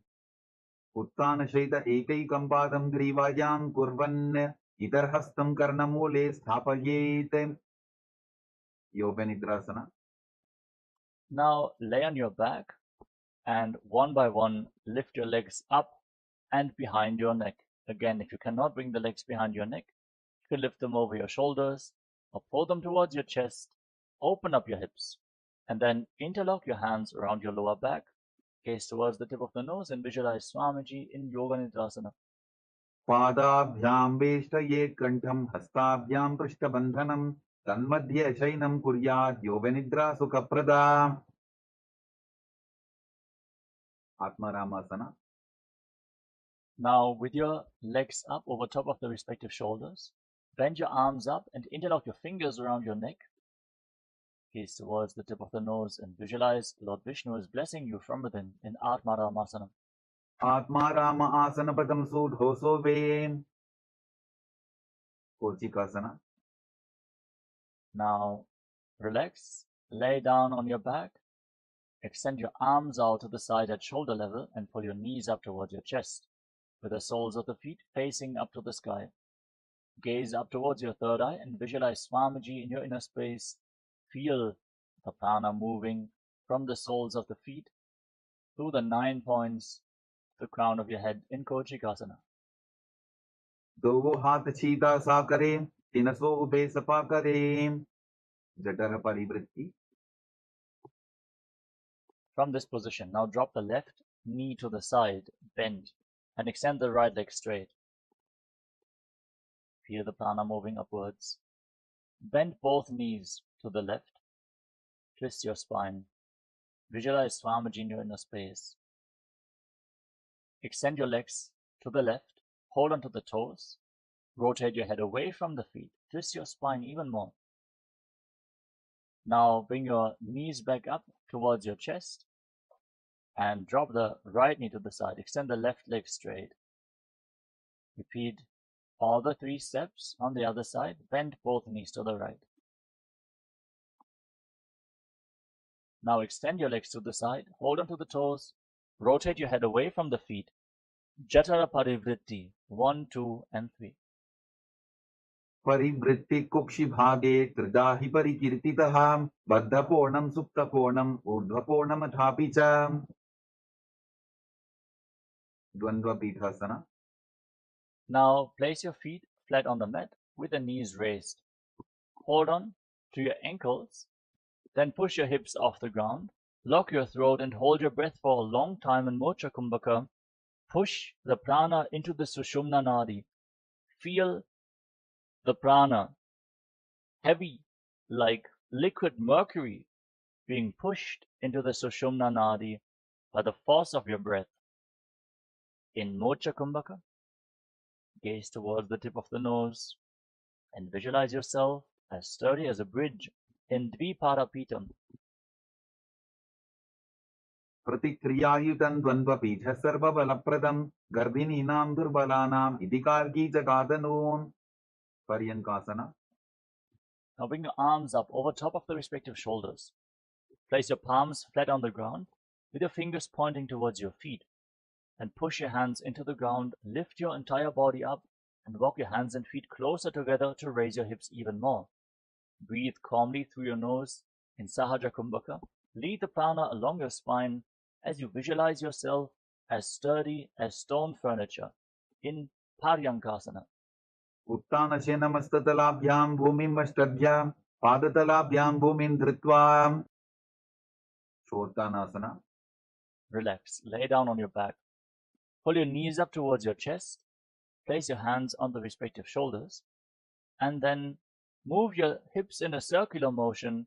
Visualize yourself as a dog, playfully rolling around on your back in Shvottanasana. शववत् शरीरं संस्थाप्य जानुनी सम्मील्य नाभुवानि च हस्ताभ्यां कन्दरां बद्ध्वा भ्रामयेत् श्वोत्तनं भवति. विपरीतकरणी. As you lay on your back, extend your legs up and kick your hips off the ground. With your palms flat on the mat for support, point your toes up to the sky. And then move your legs in a circular motion. Visualize Swamiji in your inner space in Viparita Karani. भूतले सशिरोर्दत्त्वा फेनके चरणद्वयं विपरीतकृतिश्चैषा सर्वतन्त्रेषु गोपिता. विपरीतकरणी 2. Now stop the movement of your legs, point the toes to the sky and visualize Swamiji in your inner space. Karni विपरीताख्या सर्वाधिव्याधिनाशिनी नित्यमभ्यासयुक्तस्य जाडराग्निविवर्धनीं लाङ्गलासना. Now drop your feet down over top of your head. Touch the toes to the ground and interlock your hands behind your back as you visualize yourself as a plow in Langalasana. नरकासने स्थित्वा नासिकाप्रदेशे भूमौ पादपृष्ठे स्थाप्य हस्तद्वयं सम्मील्य लम्बीकुर्यात् ग्रीवाप्रदेशेन भूमिं कर्षयेत् लाङ्गलासनं भवति. श्वैतपश्चिमतानासना. Now hold on to your feet over top of your head and visualize Paramashiva in your inner space. Internally chant the Mahavakya. Om Nityananda Paramashivoham. In one of the 84 asanas revealed directly by Lord Paramashiva himself, Shaita Paschimottanasana. तानं शयित्वा कुर्वीत शैतपश्चिमतानकम्. सुप्तकोणासना. Holding onto the feet over top of your head. Separate your legs wide apart. Keep your toes on the ground, your hips above the shoulder level for balance as you visualize Swamiji in Supta Konasana. परिवृत्तिकुक्षि भागे त्रिदाहि परिकीर्तितः बद्धकोणं सुप्तकोणं ऊर्ध्वकोणमथापि च. Chakrasana. Join your feet back together. Hold onto your ankles and then roll onto your back, keeping your arms and legs straight. Visualize yourself as a wheel, a chakra, in Chakrasana. शवासनस्तद्वो पादो कुर्यान्मस्तकतः परो युक्रेण ततः शीघ्रमेतत् सर्वस्य साधनम्. सुप्तप्रसरितपादाङ्गुष्ठासना. As you lay on your back, extend your legs up vertically and then hold onto your big toes in Prana Mudra. Keep your arms and legs straight and then separate your legs wide apart. Visualize Swamiji in your inner space and breathe in Ujjayi Pranayama. Make an ocean-like sound from your throat on the in and exhalation in Supta Prasarita Parangushtasana. उत्तानपादं क्रौञ्चं च मरीचिम्बीडभद्रकं नटराजन्द्रिकोणं च सुप्ताङ्गुष्ठप्रसारणे. सुप्तपादाङ्गुष्ठासना. Now join your feet back together over top of your body. Hold onto the big toes. Keep your arms and legs straight and visualize Swamiji in your inner space. उत्तानपादं क्रौञ्चं च मरीचिम्बीडभद्रकं नटराजन्द्रिकोणं च सुप्ताङ्गुष्ठप्रसारणे. मत्स्यासना. Now cross your legs into Padmasana. Bring your knees to the ground and hold onto opposite elbows over top of your head. Gaze towards the tip of the nose and visualize Matsya, the fish avatar of Lord Vishnu. गुप्तपद्मासनं कृत्वा उत्तानशयनं चरेत् कूर्पराभ्यां शिरो वेष्ट्या मत्स्यासनं तु रोगः. परशुरामासना. Now place the back of the right hand on top of the left palm over your head. Gaze towards the tip of the nose and visualize Lord Rama in your inner space. प्रथमकरे पद्मासन आचे सूधौ Sorve भूपरिपाचे. सर्वाङ्गासना. Now kick your knees and your hips up off the ground. Support your lower back with your hands. Elbows resting on the mat, supporting you.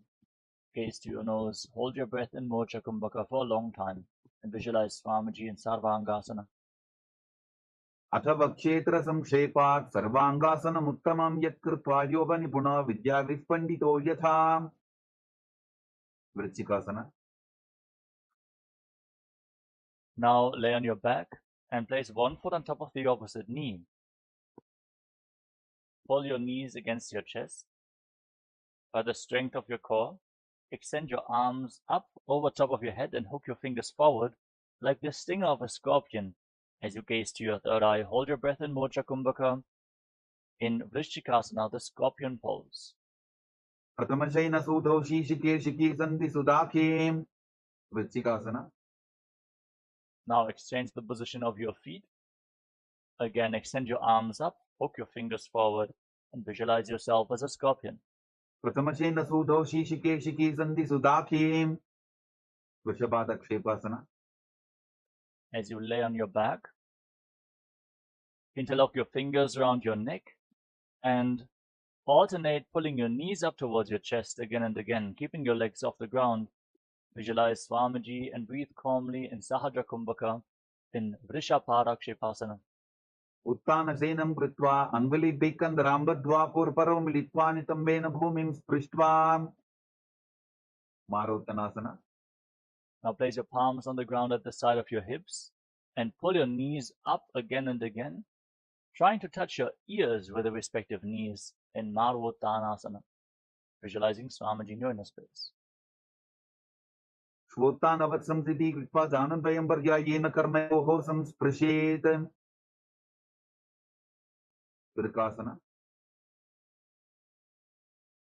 Now place the soles of the feet flat on the mat and keep your knees raised. Then stand up and lay back down again and again while visualizing yourself as a wolf in Vrikasana. उत्तानशीनं कृत्वा पादतलाभ्यां भूमिं धृत्वा उत्तिष्ठेत् वृकासनं भवति.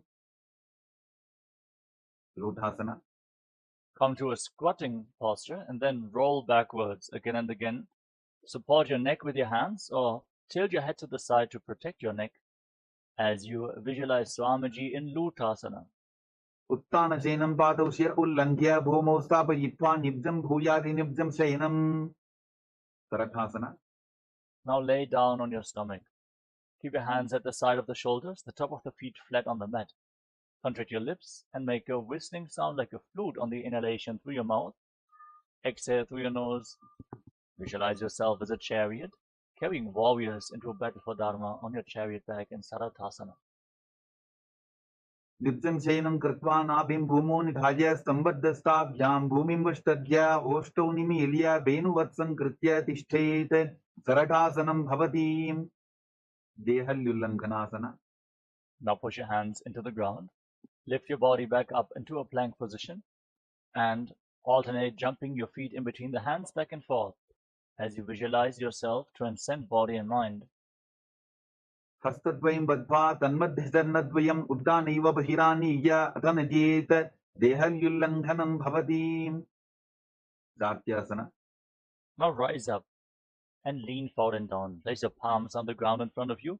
Walk around on hands and feet as you visualize yourself as a wise 60-year-old elephant in Jatyasana. अथ जात्यासनं वक्षे येन चातिस्वरो भवेत्. हस्तान्त्रिभूमौ च गमनम् आगमनं ततः. Next up is Lolitika Karana. Now stand with your heels touching, toes pointing outwards, knees slightly bent in Arimandi. Extend your arms to the shoulder level and rotate your arms around your body. Move your head in all directions. Open up your chest intensely in Lolitika Karana.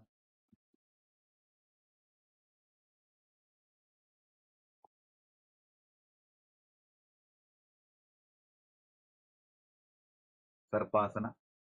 Now tie your legs with a rope if you have a rope available. Heels together. Stand straight. Elbows close to your waist. Hands on your thighs. Stand erect on the mat like a rod as you visualize your Kundalini Devi is rising and curling upwards around your body like a serpent in Sarapasana. अथ सर्पासनं वक्षे वायुपानाय केवलं शरीरं दण्डवत्तिष्ठेत्. रज्जुबन्धस्तु पादयोः वायवी कुण्डली देवी कुण्डलाकारमङ्गुले. उष्ट्रसाधनासना. Now lean forward and down. Catch your big toes from the front. Hold on to the toes from the front with your hands and fists and walk around on the mat visualizing yourself as a camel. उष्टिकनिष्ठिकाप्रदेशेन भूमौ निधाय उपरिपादतले संस्थाप्य उष्ट्रवत् उष्ट्रसाधनं भवति. अश्वासना. Now from the same position, hold on to the toes from the side with your hands and fists. Walk around on the mat like a horse in Ashvasana. उष्टिकनिष्ठिकाप्रदेशेन भूमौ निधाय उपरिपादतले संस्थाप्य अश्ववत् शरीरं चलनीयम् अश्वासनं भवति कपोतनितकासना. Now stand on the mat with your heels touching and the toes pointing outwards. Interlock your hands behind your back in Parashu Mudra and pull your hands down towards your calves. Lean back. Breathe deeply through your nose. Lead the prana along your spine. Try to relax into this back bend as you visualize yourself as a soaring bird diving in rapid speed in Kapotanitakasana. पादतले भूमौ निधाय पृष्ठिभागेन हस्तौ जङ्घापर्यन्तं नीत्वा कपोतनितकं भवति. Next up is the Talapushpa Karana. Stand in Arimandi and join your hands in Namaskara Mudra in front of your heart center. Bow down to one side, raise the respective heel. Open up your palms on both sides again and again. Visualize yourself holding flowers and offering them to Paramashiva.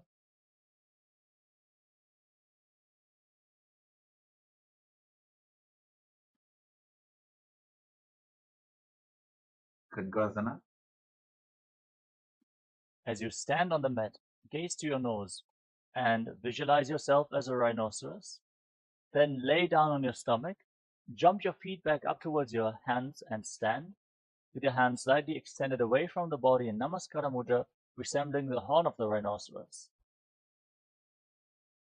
लुच्चसरतमासनं कृत्वा पादतलाभ्यां भूमिं पृष्ठभ्या उत्तिष्ठेत् खड्गासनं भवति. उत्थानोत्थानम्. Now hold on to weights if you want to intensify this asana. Then sit down and stand back up or squat down as low as possible again and again. Gaze to your nose and visualize Swamiji in your inner space. पुनः पुनः उत्थातव्यम् असितव्यम् इति उत्थानोत्थानं भवति. कुशलासना. Now raise your arms up over top of your head and jump repeatedly while visualizing yourself as a mace. सरलं स्थित्वा ऊर्ध्वं बाहु नयेत् वारं वारम् उड्डानं कृत्वा नयेत् कुशलासनं भवति. विच्छेचकासना. Now hold on to one foot with both hands, pull it up towards your chest, sit down and stand back up on the opposite leg, alternating on both sides. Gaze to the tip of the nose and visualize Swamiji in your inner space. एकैकं पादतलं कुक्षु निधाय तिष्ठेत् उत्शीर्षकं भवति. Now keep the toes of the right foot pointing outwards and slightly bend the right knee. Lift the left knee up towards your chest and circle the raised leg with the left arm, the hand in a fist, and keep the right hand on the inner thigh in Parshva Janukarana.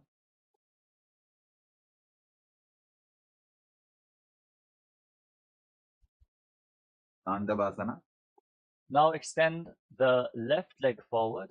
Extend your arms, holding onto weights. Sit down and stand back up as you visualize yourself dancing as Lord Shiva in Tandavasana. एकेन पादेन स्थातव्यं ताण्डवासनं भवति. ब्राह्मणासना. Now bring the left foot towards the inner right thigh. Keep your hands at the side of the knees and visualize that Lord Brahma is blessing you from within in Brahmanasana. ब्राह्मणासनमावक्ष्य यत्कृत्वा ब्राह्मणो भवेत् एकपादमरो दत्त्वा तिष्ठेत् दण्डाभृतर्भुवि. कर्वासना 3. Now bring the left leg over and around the right knee. Tuck the toes behind the calf.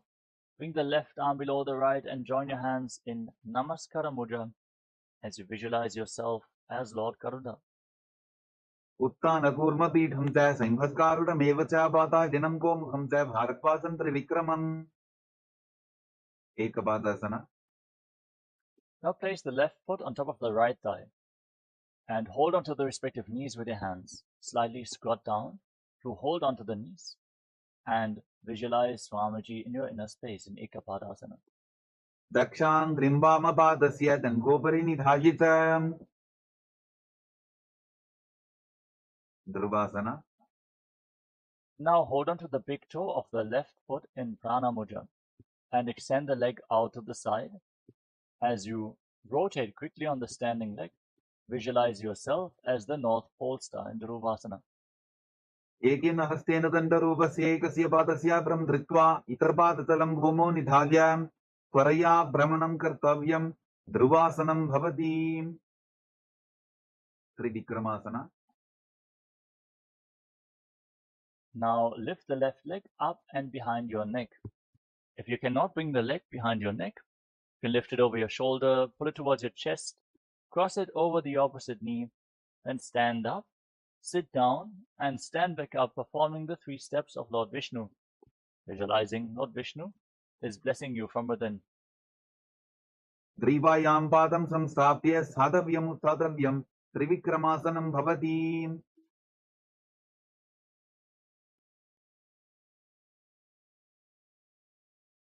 Next up is Parshvadranukarana on the other side.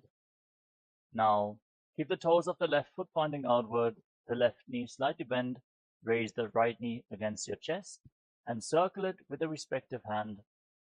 Inner fist, the left hand on the inner thigh.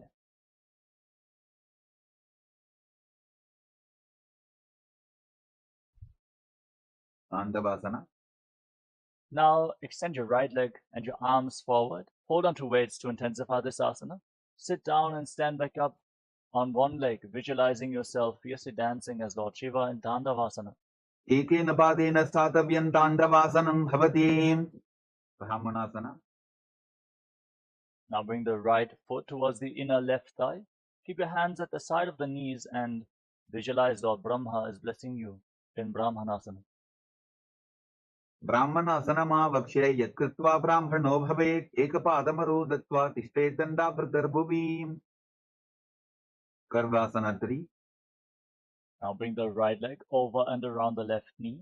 Tuck the toes behind the opposite calf. Bring the right arm below the left and join your hands in Namaskara Mudra. Visualize yourself with big wings on your back as Lord Garuda in Garudasana 3.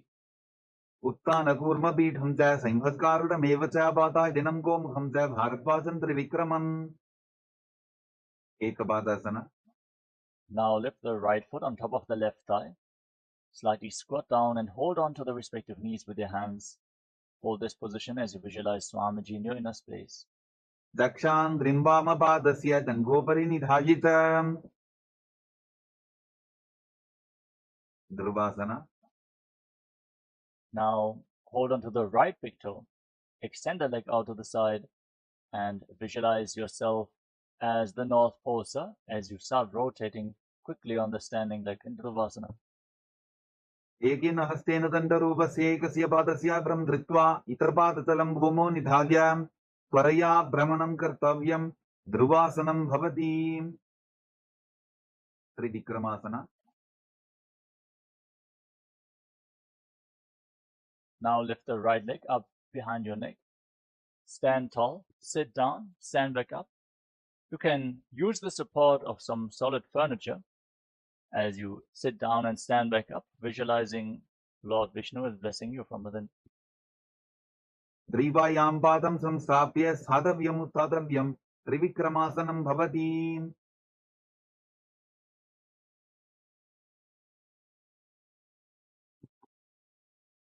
Next up is Samanaka Karana. Stand with your heels touching, toes pointing outwards, hands slightly extended away from your body, fingers pointing one by one. Breathe calmly and relax in this natural posture as you get ready for the final 100 asanas of this sequence. Starting off with Gorak Anjali Asana. Now separate your feet and squat down. Bring your arms from the outside in between the legs. Interlock your fingers. Touch your hands against your navel in Parashu Mudra. Visualize the great sage Goraknatha, the founder of the Nata Yoga Hindu Sampradaya, who also introduced using weights as part of the asana practice. Breathe in Jiva Chala Kumbhaka. Inhale fully and hold your breath. Move the retained prana throughout your body by the force of your will alone, upwards, downwards, through your limbs, arms and legs, freely just by the force of your will. Master the movement of the prana within your body as you enter Gorak Anjali Asana. गोरकंजलि आसना कृतमहिवो होये बाहुरी नीचोपनिभोवे कांच्यासना. With your feet separate, interlock your hands behind your back in Padasha Mudra in the squatting position. Visualize Swamiji in Kanchiyasana. ऊर्ध्वमध्यात् हस्तौ निवेश्य नितम्बं कृत्वा पादतलाभ्यां भूमिमष्टभ्य भैरवासना. Bring your feet together, your heels close to your body. Interlock your hands around your lower back. Squat down all the way and gaze towards your navel as you visualize Bhagavan Kala Bhairava, the Lord of Time in Bhairavasana. दोबो बकजी तलिया की माहिली को और मिलाई बना बान्यू कर मोड़ वैसे वराहासना. Now keep your heels together, separate your toes, and squat down all the way. Join your palms behind your head with the fingers pointing downwards in Anjali Mudra. Keep your elbows raised like the tusks of a boar as you gaze towards the tip of the nose and visualize yourself as a boar, one of the 10 incarnations of Mahavishnu in Varahasana. आगसली की माहिली कोरी मिलाई बना बान्यू कर वैसे प्रदीपासना. Now hold onto your big toes in Prana Mudra and raise your hips to the same level as your knees as you visualize Swamiji in your inner space. पार्श्वित्वय सम्मील्य स्थित्वा नितम्बं दानप्रदेश आनीय तिष्ठेत् त्रिपीठासनं भवति Bakasana. Now place your palms on the ground in front of you. Bring your knees onto your arms towards your armpits. Raise your hips, lift your feet off the ground. Visualize yourself as a crow in Bakasana. हस्ताभ्यामौ निमवष्टभ्य जानुद्वयन्नाभौ सम्मील्य तुष्टांग कपालियासना. With your hands flat on the ground, place your head on the mat. Form a triangle between your head and your hands. Keep your hips above the shoulders. And extend your legs up into a headstand. Then cross your legs into Padmasana. Gaze towards the tip of the nose and visualize Swamiji in your inner space in Sushtanga Kapalyasana as you continuously breathe in Jiva Chala Kumbhaka, moving the retained prana throughout your body by the force of your will. आसन पोवन कपार आचो होगी उत्तासना. Now lower your legs down, come to a kneeling position. With the top of the feet flat on the mat, sit in between your heels. Place your hands on the knees, gaze towards the tip of your nose, and internally chant the Mahavakya. Om Nityananda Paramashivoham. As you visualize that you are sitting in the secret seat with Paramashiva and Guru in Guptasana. जानो गोरंतरे पादौ कृत्वा पादौ च गोपजेत vrikshasana 2. Now place your hands on the ground in front of you. Raise your hips, walk your feet forward, and kick your legs up into a handstand. Everyone should perform this asana to purify all the 7 chakras. As you visualize yourself as a tree with deep roots growing into the ground in Vrikshasana 2. सप्तचक्रक्षालनाय vrikshasana विशेषकाञ्चन इन्द्रियदादाढ्य कोनभेदान् समभ्यसेत् शिबुआसना. From the handstand, bring your hands and feet closer together if you can. Gaze towards your third eye and visualize Tejas. Shining light is flowing towards your third eye, rejuvenating your body, bringing divine radiance to your being.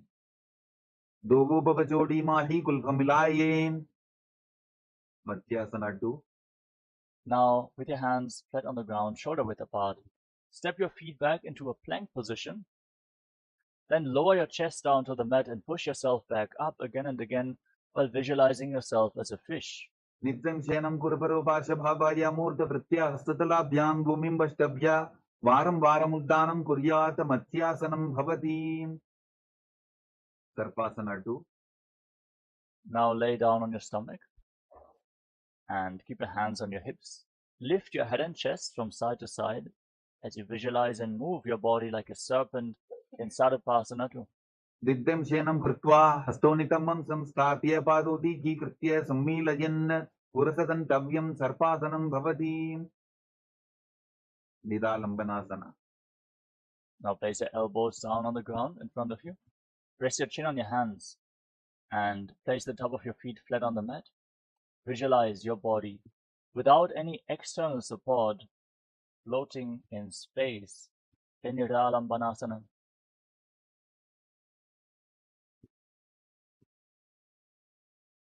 कराभ्यां भंगसं कृत्वा तिष्ठेत् पुरपरयासुधी मुखमुन्नमनुच्चायी निरालम्बनमासनं निरालम्बनयोगी स्यान् निरालम्बनमासनं निरालम्बनता ध्यानं निरालम्बनमासनं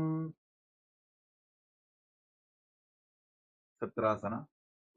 Now place your palms on the ground in front of you. Bend your knees, raise your feet, then straighten your arms, bring your upper back and feet close together.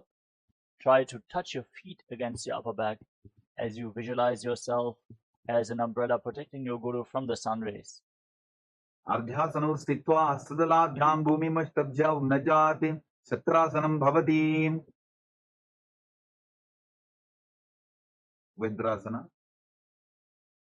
Now come to a kneeling position. Sit on your heels with the top of the feet flat on the mat. Extend your arms out in front. Place your palms and your forehead down on the ground. Gaze towards the tip of the nose as you visualize yourself as Vajra, the weapon of Indra, symbolizing your indestructibility in Vajrasana. इदानीं गर्भिणीनां योगाभ्यासो यथा लघु सुतप्रसवलाभाय प्रोच्यते प्राक्तनेपथि दण्डबद्धभरद्वाजय वीरभद्रसमानितो आसनानि सदा पुर्या सुदीर्घैरेतपूरपैः Veshasana. Now, with your hands on the ground, raise your hips up high, straighten your legs, and alternate striking the ground with your hands as you visualize yourself as powerful as a ram. Gudasana samsito ekaikam bahum bhomo talajyet Veshasanam bhavati Ajasana. With your hands on the ground, kick your legs up into a handstand and lower your face down towards the mat as you visualize yourself as unborn, existing for all eternity. Gudasana samskrito bhadate mantrale kitya vastakena bhumim sprashyet Dhanantarasana. Now come to a kneeling position. Sit on your heels, hold on to your big toes with your hands and pull your feet up towards your perineum. Then place your hands on the respective knees, gaze towards the tip of the nose, visualize Swamiji in your inner space and breathe calmly in Ujjayi Pranayama, making an ocean-like sound from your throat in Dhanantarasana. Purava vidhi parihatavki kakasicho vanasara modi padagi anguli agrimed lagave Angamottanam. Now interlock your fingers in front. Move your arms up, down, left, right, in all directions. Give massage to various different joints and muscles of your body. Visualize Swamiji as you interlock your hands behind your back and repeat the movement behind your back as well in the Angamottanam. Hastyoho angulir vadva hastar madhya sarmangam niskatayitva tishtet Angamottanam bhavati Dvandasana swat. Now sit in between your heels with the toes pointing outwards, with your knees and thighs on the ground. Place your hands on the respective knees, gaze forward as you visualize yourself as Lord Garuda flying Lord Vishnu and Lakshmi on his back in Garudasana 4. Jangorubhyandanam vidya starakajodvijanuna janu parikaradvandva garudasanam uchyate Anandamandirasana. Now join the toes together behind your back. Separate your knees wide apart. Hold on to your ankles and then sit down on the ground in front of your heels with the front of your buttocks on the mat.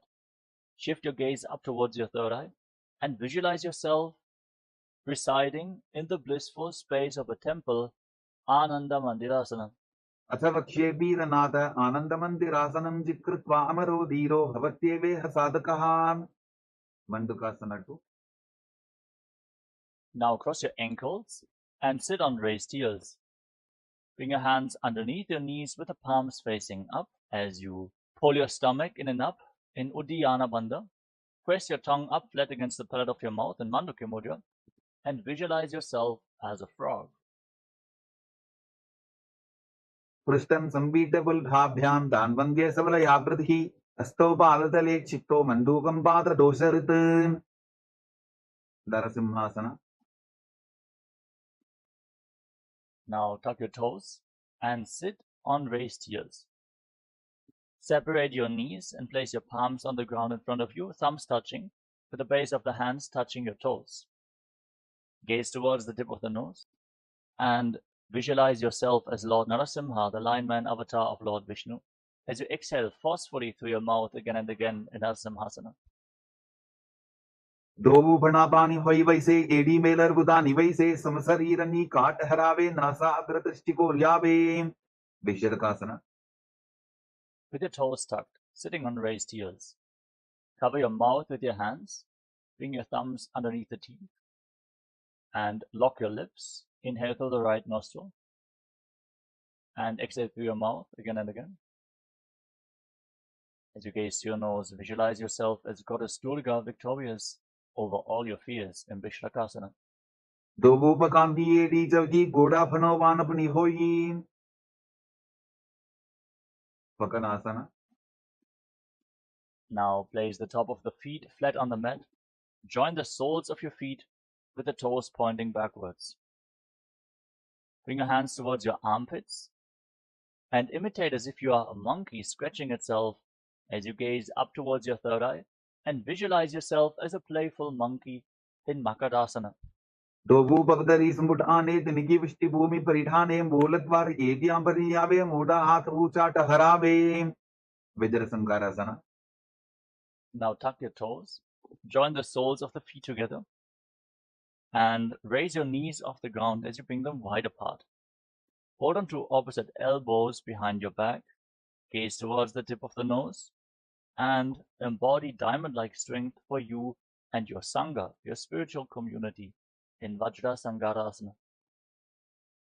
Katama Pranapani Hoi Vaise, Dovu Eriuda Nivaise, Goda Uba Raphe Dhira, Adeva Yapasade Dhira, Khanjanasana. Now drop your knees to the ground, slightly separate.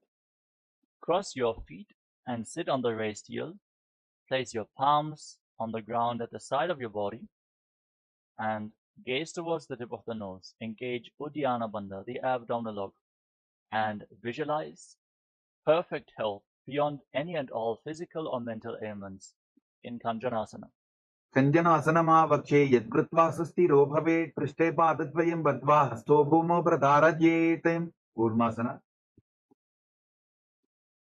Now, maintain the same position. Place your hands on the respective knees and make your upper back and neck stiff like the shell of a turtle, with a stable body and mind to live for centuries. As you gaze to your nose in Kurmasana, the term, the turtle pose. Vulpo Severshandasyaho, Vikramena Samahito, Trajikaya Shiro, Grivam, Kurmasana Mitiritam, Yogasana. Now, maintain the same position and relax your upper back and neck. Gaze to your nose and visualize Swamiji in your inner space. Udam Diyamyaval Bhavyam, Vikramena Samahitaha, Yogasanam Bhavedeta Didiyova Vidovituhu, Vidovasana. Now stand on your knees and cross your feet behind your back. Bring your toes near opposite knees. Hold onto your calves, palms facing back, fingers in between thighs and calves, and the thumbs outside your legs. Lift your head and gaze towards your third eye as you visualize a space of eternal oneness, Advaita, with your Guru Swamiji in Vijogasana. Goda Vamo Bohoji, Goda Arara Khetoji, Tachipad ki Pani Rahave, Pano Vamo Goda Rigilyave, Kushtrasana 2. Now place the top of your feet flat on the mat. Stand on your knees. Then lean backwards, hold onto your heels, push your hips forward, tilt your head back, and visualize yourself as a camel. Intensely bend your back in Ushtrasana 2. Merudandagranthi Dadya, Sundimada Ishupumar, Kapoto Ostrasana, Bhyasa, Kudyanvita Hitasana, Ditiyasana. Now join the feet together, sit on your heels, hold onto the soles of the feet and lean back, Place your elbows and the back of your head on the ground as you gaze towards the tip of the nose and visualize yourself as a lotus blooming. डोबू एडी संबड़दरे सोले मूलत बारी दरी धरे फना पानियों पर होए वैसे बहुरी पिष्टि दिशि करे दो ऐसे विराट आसना. Now lay down on your back in between your feet and rise back up again and again. Use the support of your hands if needed as you gaze to your nose and visualize the healing and liberation of all causal subtle forms of your body in Viratthasana. Ganga पृष्टि भूमानि दाद्या जंगोदरयोः ऊर्नि संस्थाप्य दृष्टिवं संवारं वारं स्पृशेत. कपोतासना.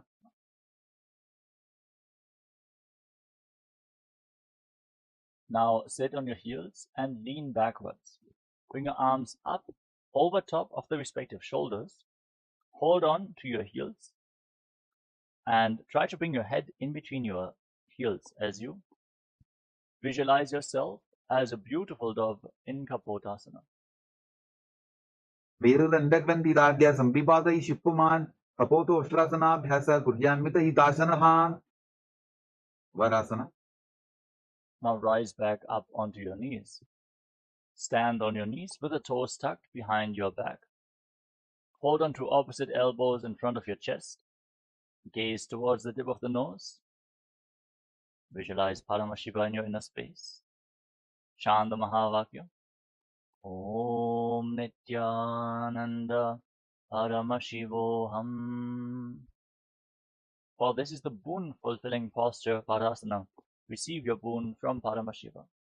जानुनी भूमौ संस्थाप्य हस्ताभ्यां बाहु परस्परं धृत्वा सततं तिष्ठेत. वारासनं भवति. वराहासना 2. Now, keep your toes tucked, sit on raised heels, then place your forearms on the ground, place your head on the mat and support it with your hands.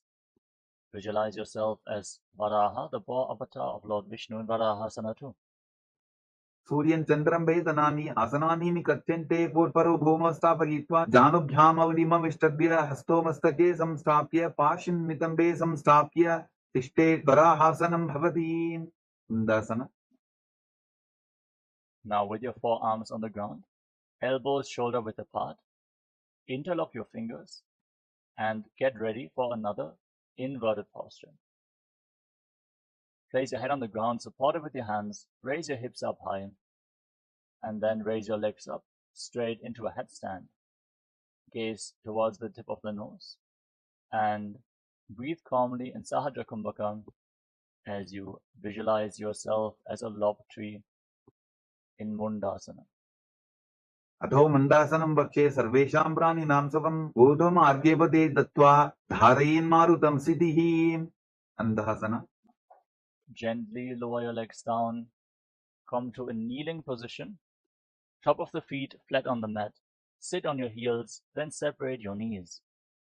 Hold on to your head as you lean forward and down and bring your head in between the knees, elbows outside the legs. Inhale through your nostrils and exhale through your mouth as you gaze to your nose and visualize Swamiji in Andhasana. पद्मवक्दली स्मृतहरावे कोरमाहली उभे मिदावे अनापानी pucker होई बैसे डोबु एरी उदानी बैसे. विपरीत चलमासना. Now lay down on your stomach and extend your arms out in front. Lift your arms, your chest, and your legs off the ground and hold while visualizing yourself as a locust in Viparita Shalabhasana. शलभासन भेदाश्च नटभेरुन्द नामके गन्धभेरुन्द सहिते शीर्षदण्डासनं तथा. कपालासना. Now place your hands on the ground next to your hips. Place your forehead on the ground and lift your legs off the ground without raising your chest off the mat. Visualize yourself as a skull representing the mind with purified thoughts and the strong will to attain enlightenment in Kapalasana, the skull pose. कपालं भूमौ निधाय ऊर्ध्वं पादौ नयेत्. कपालासनं भवति. आकाशकपोटासना.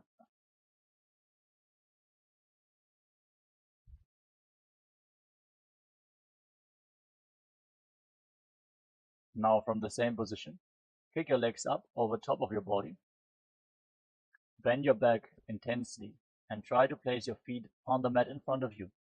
You can walk up a wall and try to bend your back more and more as you visualize yourself as a free and open dove in Akasha Kapotasana.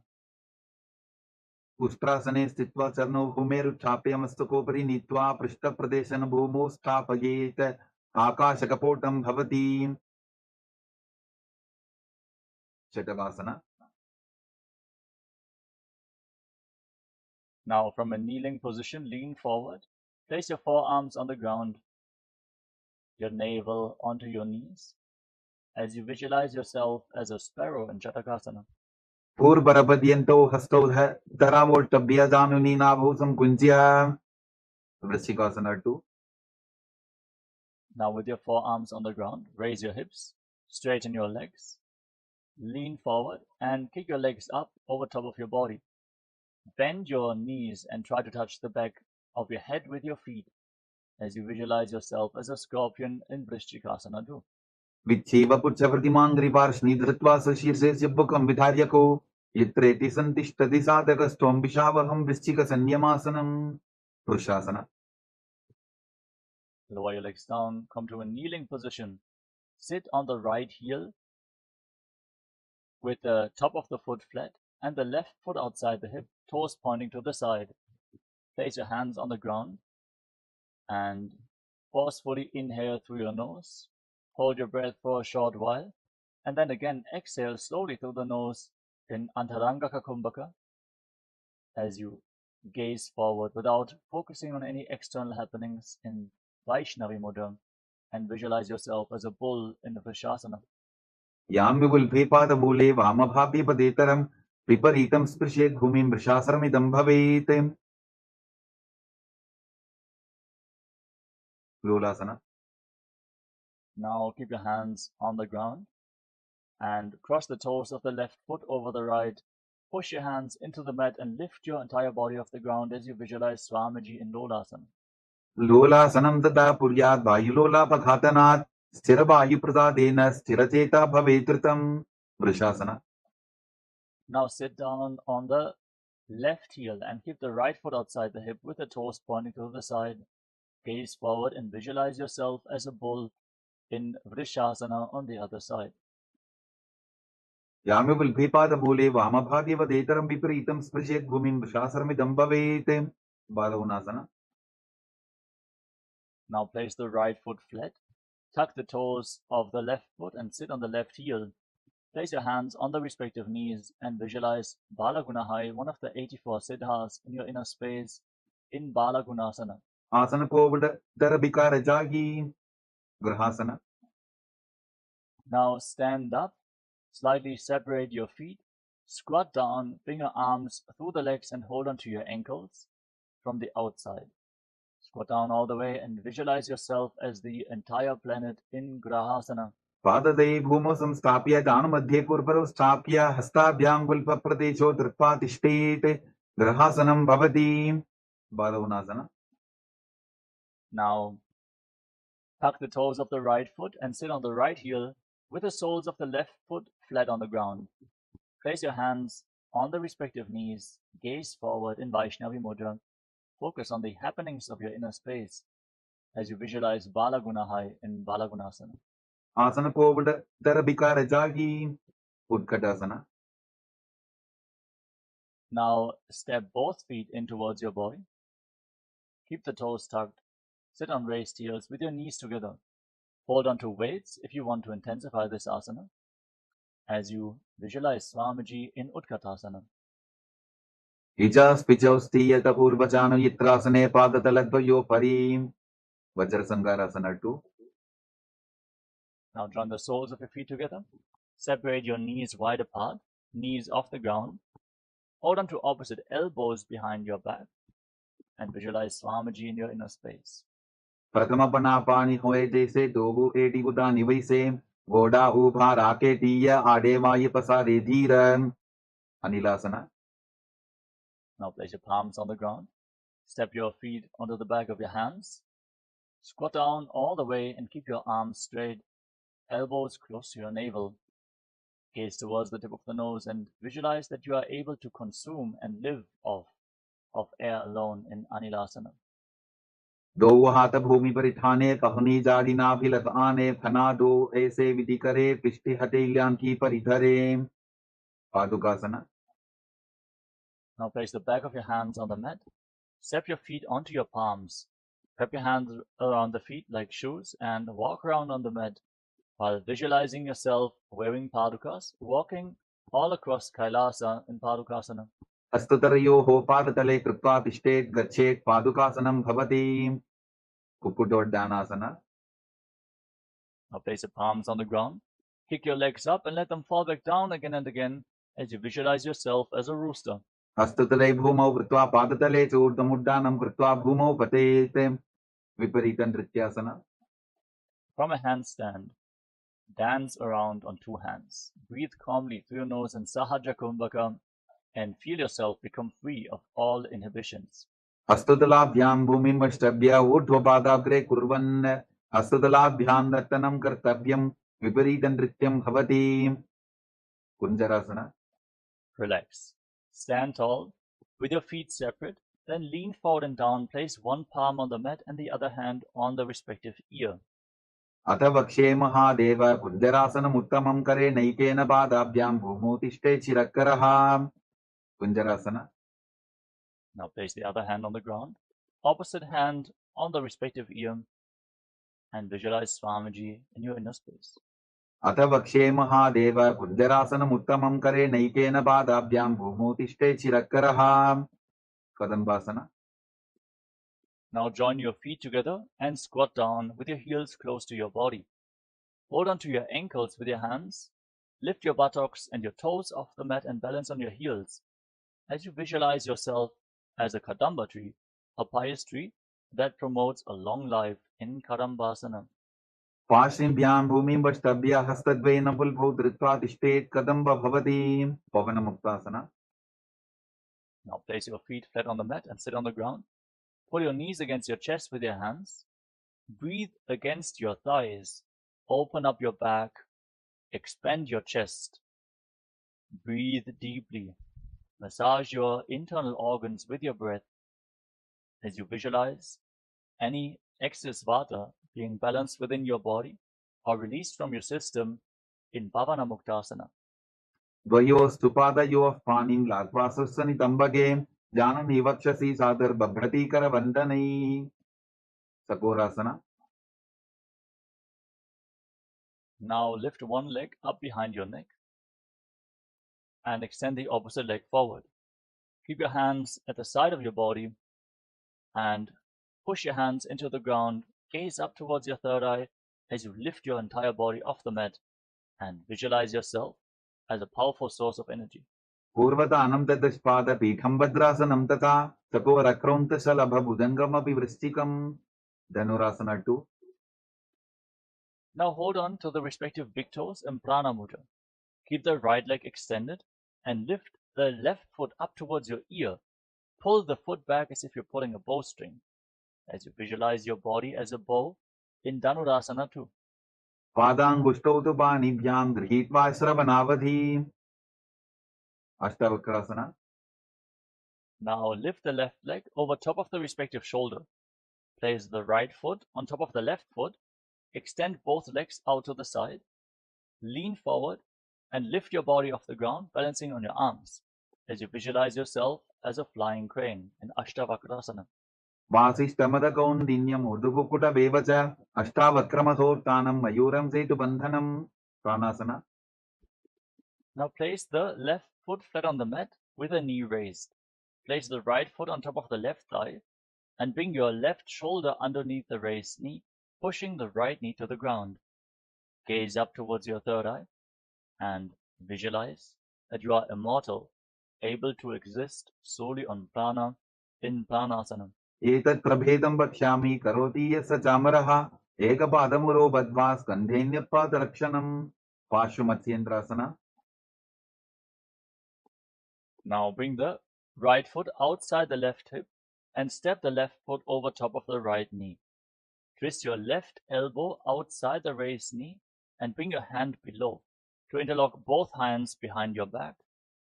Gaze up towards your third eye and visualize Sage Matsyendranath, the master of Hatha Yoga, in Parshvamatsendrasana. पार्श्वाभ्यां दत्तदेयास्तु पार्श्वमत्सेन्द्रमुत्तमम् चकोरासना. Now lift the other leg up behind your neck. Extend the opposite leg forward. Place your hands on the ground. Lift your entire body off the ground and gaze towards your third eye as you visualize yourself as a powerful source of energy. पूर्वतानं ततस्पादपीठं भद्रासनं तथा चकोरक्रौन्तशलभभुजङ्गमपि वृश्चिकम् Dhanurasana 2. Now hold on to your big toes in Prana Mudra and pull the right foot towards your ear, the left leg extended. Visualize yourself as a bow in Dhanurasana 2.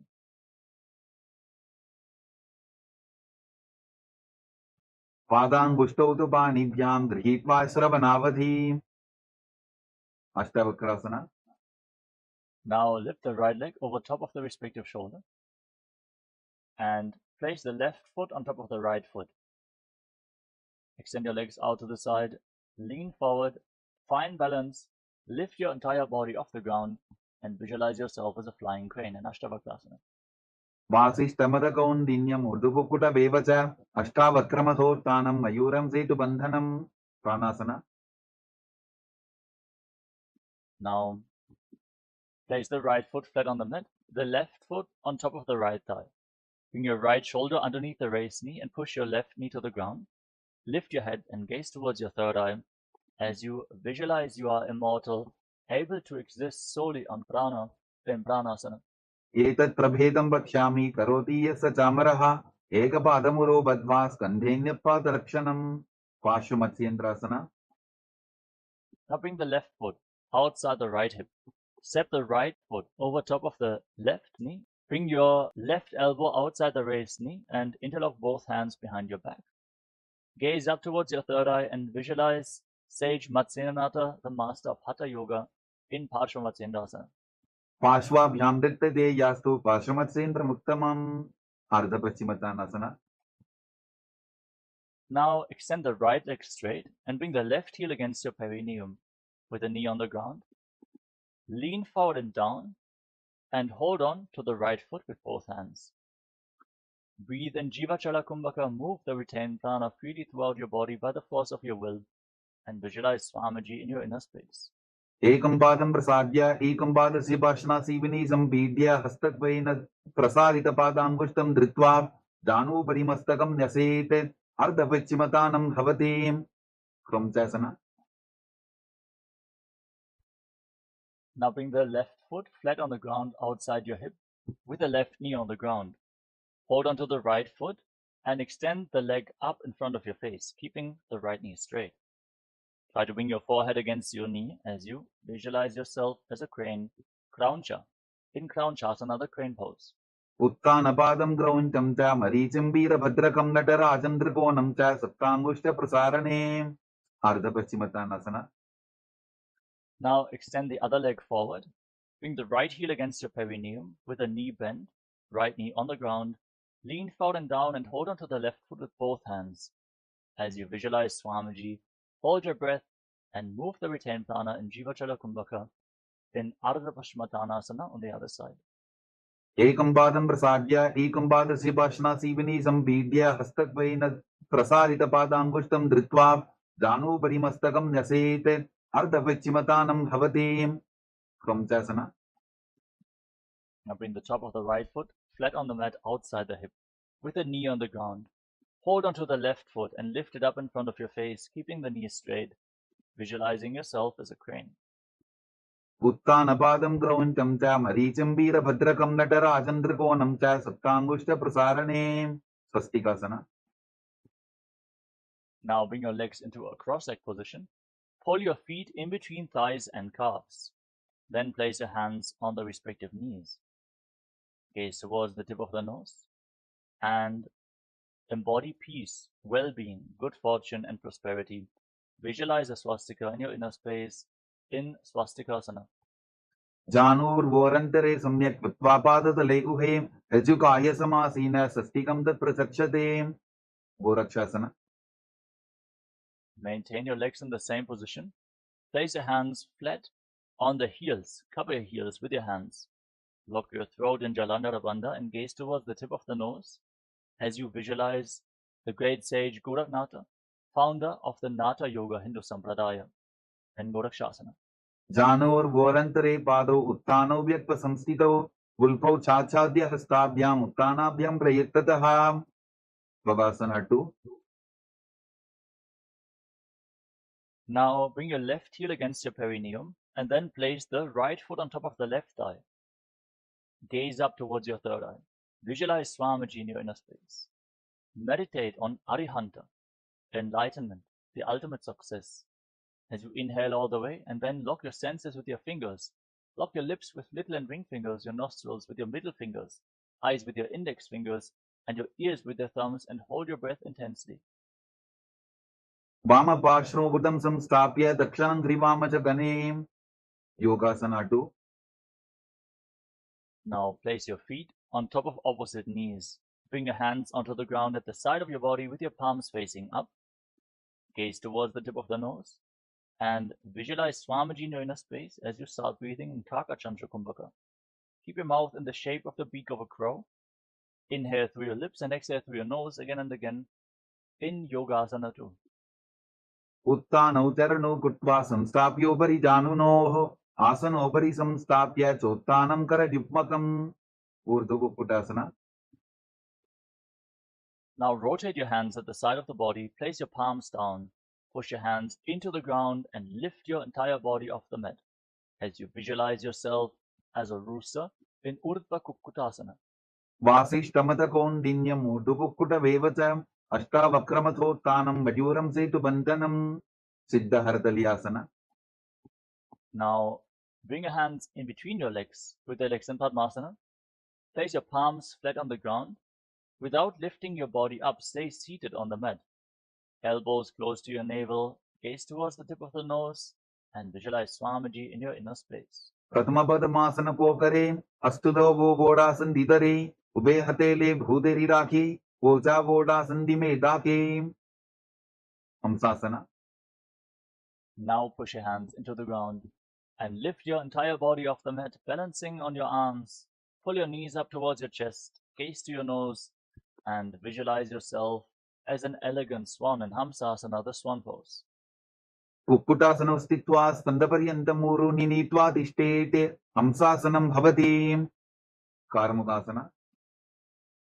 Now push your hands through your legs, lean forward, and place your forehead on the ground as you interlock your hands behind your back. Visualize yourself as Pinaka, Lord Shiva's bow, in Karmukasana. Pratama Padmasana Kopare Gora Sandima Hikaridare Tarapatu Sri Kardobu Ane Konya Upar Sandile Thane Gurmasana 2. Now come to the front of your yoga mat. Sit in Padmasana. Insert your hands through the legs and bend your elbows to hold onto your neck with both hands. Visualize yourself as a turtle, one of the 10 incarnations of Mahavishnu, in Kurmasana 2. Binding the Pradasinapama, Daintang the Pariva, Bind Yaba Granthi Bhedasana. Now free your arms and wrap them around your legs from the outside. Sit in Padmasana. Hold on to your hands and pull your knees up towards your chest. Balance as you gaze to the nose. Lock your throat in Jalandhara Bandha and visualize that you are cutting through all the knots and the energy channels along your spine in Granthi Bhedasana, Shiva's secret knot cutting posture. Atha Bakshe Neelakantha Granthi Bhedasanam Shubham Nyatva Rudra Bhave Chipram Sukshmavagini Shevanate Uttana Kurmasana. Now insert your hands through the legs once more. Bend your elbows, hold on to your neck, and then roll onto your back.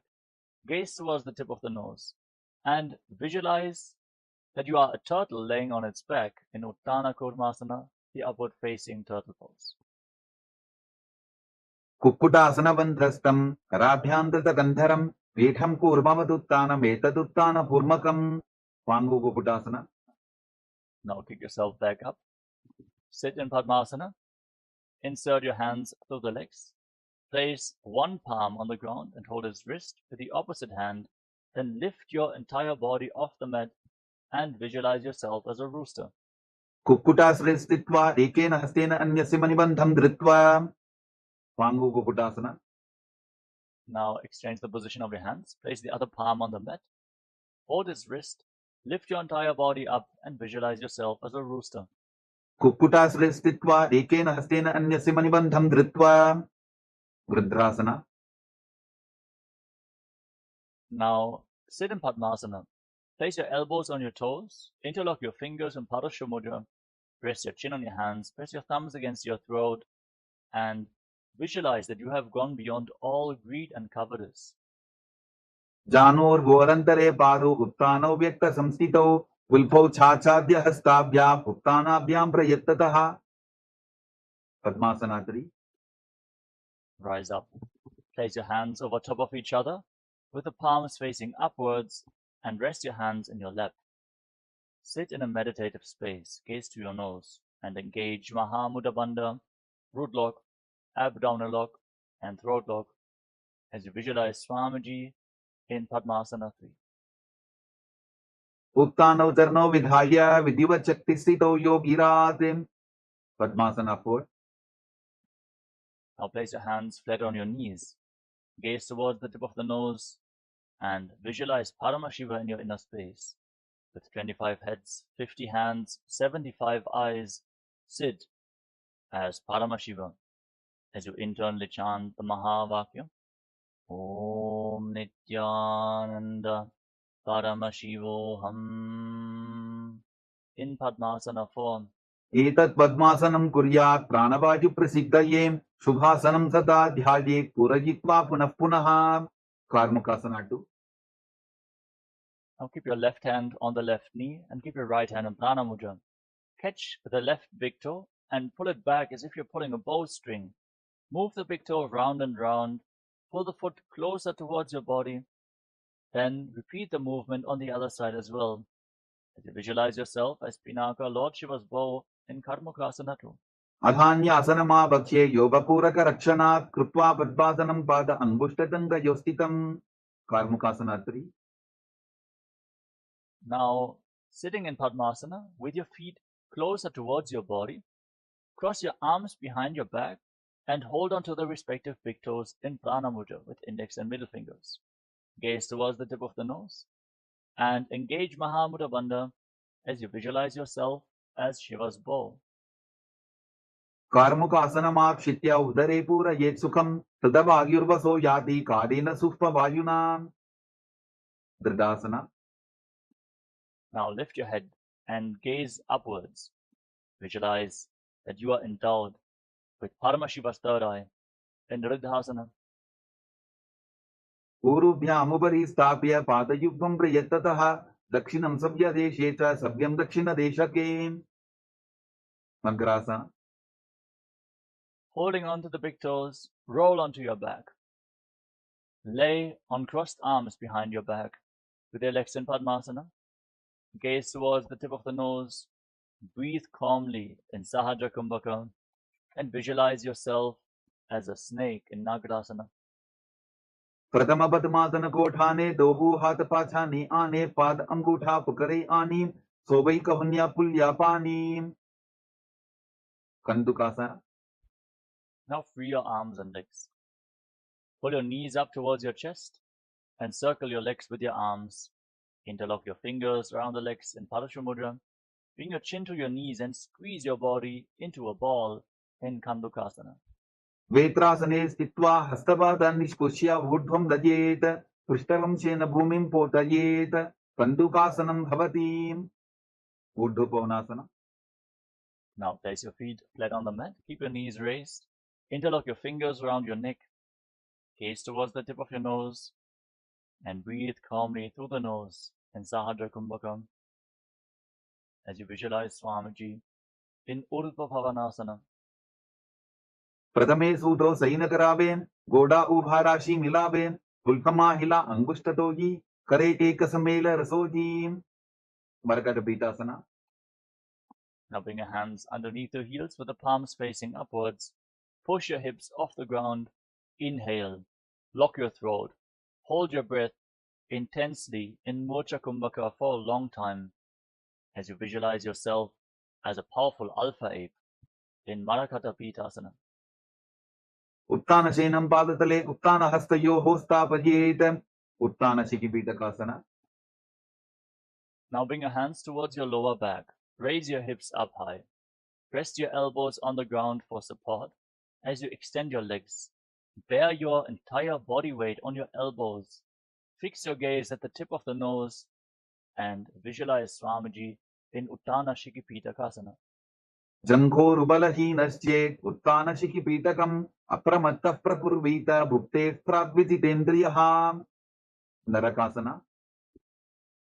Now kick your legs up, point your toes to the sky, place your palms on the mat for support, and visualize yourself blissfully traversing through Narakaloka, hell, unscathed in Narakasana. ग्रीवाकण्ठेन भूमिं विष्टम्भा पादाप्रद्वयमूर्धमुत्रयेत् नरकासनं भवति. तिर्यन्नौकासना. Now bring your hands towards your lower back. Straighten your entire body. Angle your legs over top of the center of gravity. Engage your core intensely to hold the balance as you visualize yourself as a boat crossing the ocean of samsara in Tiryannaukasana. नौकावत् स्थित्वा ऊर्ध्वं पादावृद्वयन् नयेत् तिर्यन्नौकासनं भवति. गजासना. Now bring your hands back to the ground. Make your body straight, stable, and sturdy like a flagpole as you visualize yourself as the Kailasa flag respected across all nations in Vajrasana, the flag pose. तिर्यन्नौकावते विवा पृष्ठपूर्वरीः भूमिं वष्टभ्या मस्तकलाक्षेन पादाग्रद्वयमूर्ध्वनयेत् ध्वजासनं भवति. वृत्तासना. Now lay down flat on your back. Keep your hands at the side of your body with the palms facing up. Forcefully pull the awakened Kundalini Shakti up along your spine, from the root of your spine, the Muladhara, to the Swaristhana Chakra, Manipuraka Chakra, Anahata Chakra, to the Vishuddhi Chakra, Anya Chakra, the center of your eyebrows, all the way to the Sahasrara Chakra, the crown of your head. Feel the energy pulsing upwards as you lay completely still without any internal or external movements. Visualize your body is dead and Swamiji is liberating you as you internally chant the Mahavakya. Om Nityananda Paramashivoham in Vritasana. उत्तानं शववद्भूमौ शयनं तु शवासनं शवासनं श्रमहरं चित्तविश्रान्तिकारणम्.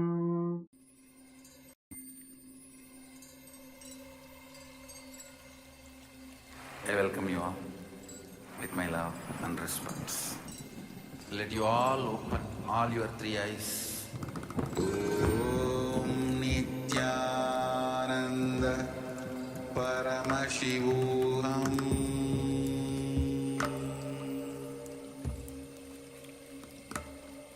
Om Nityananda Paramashivoham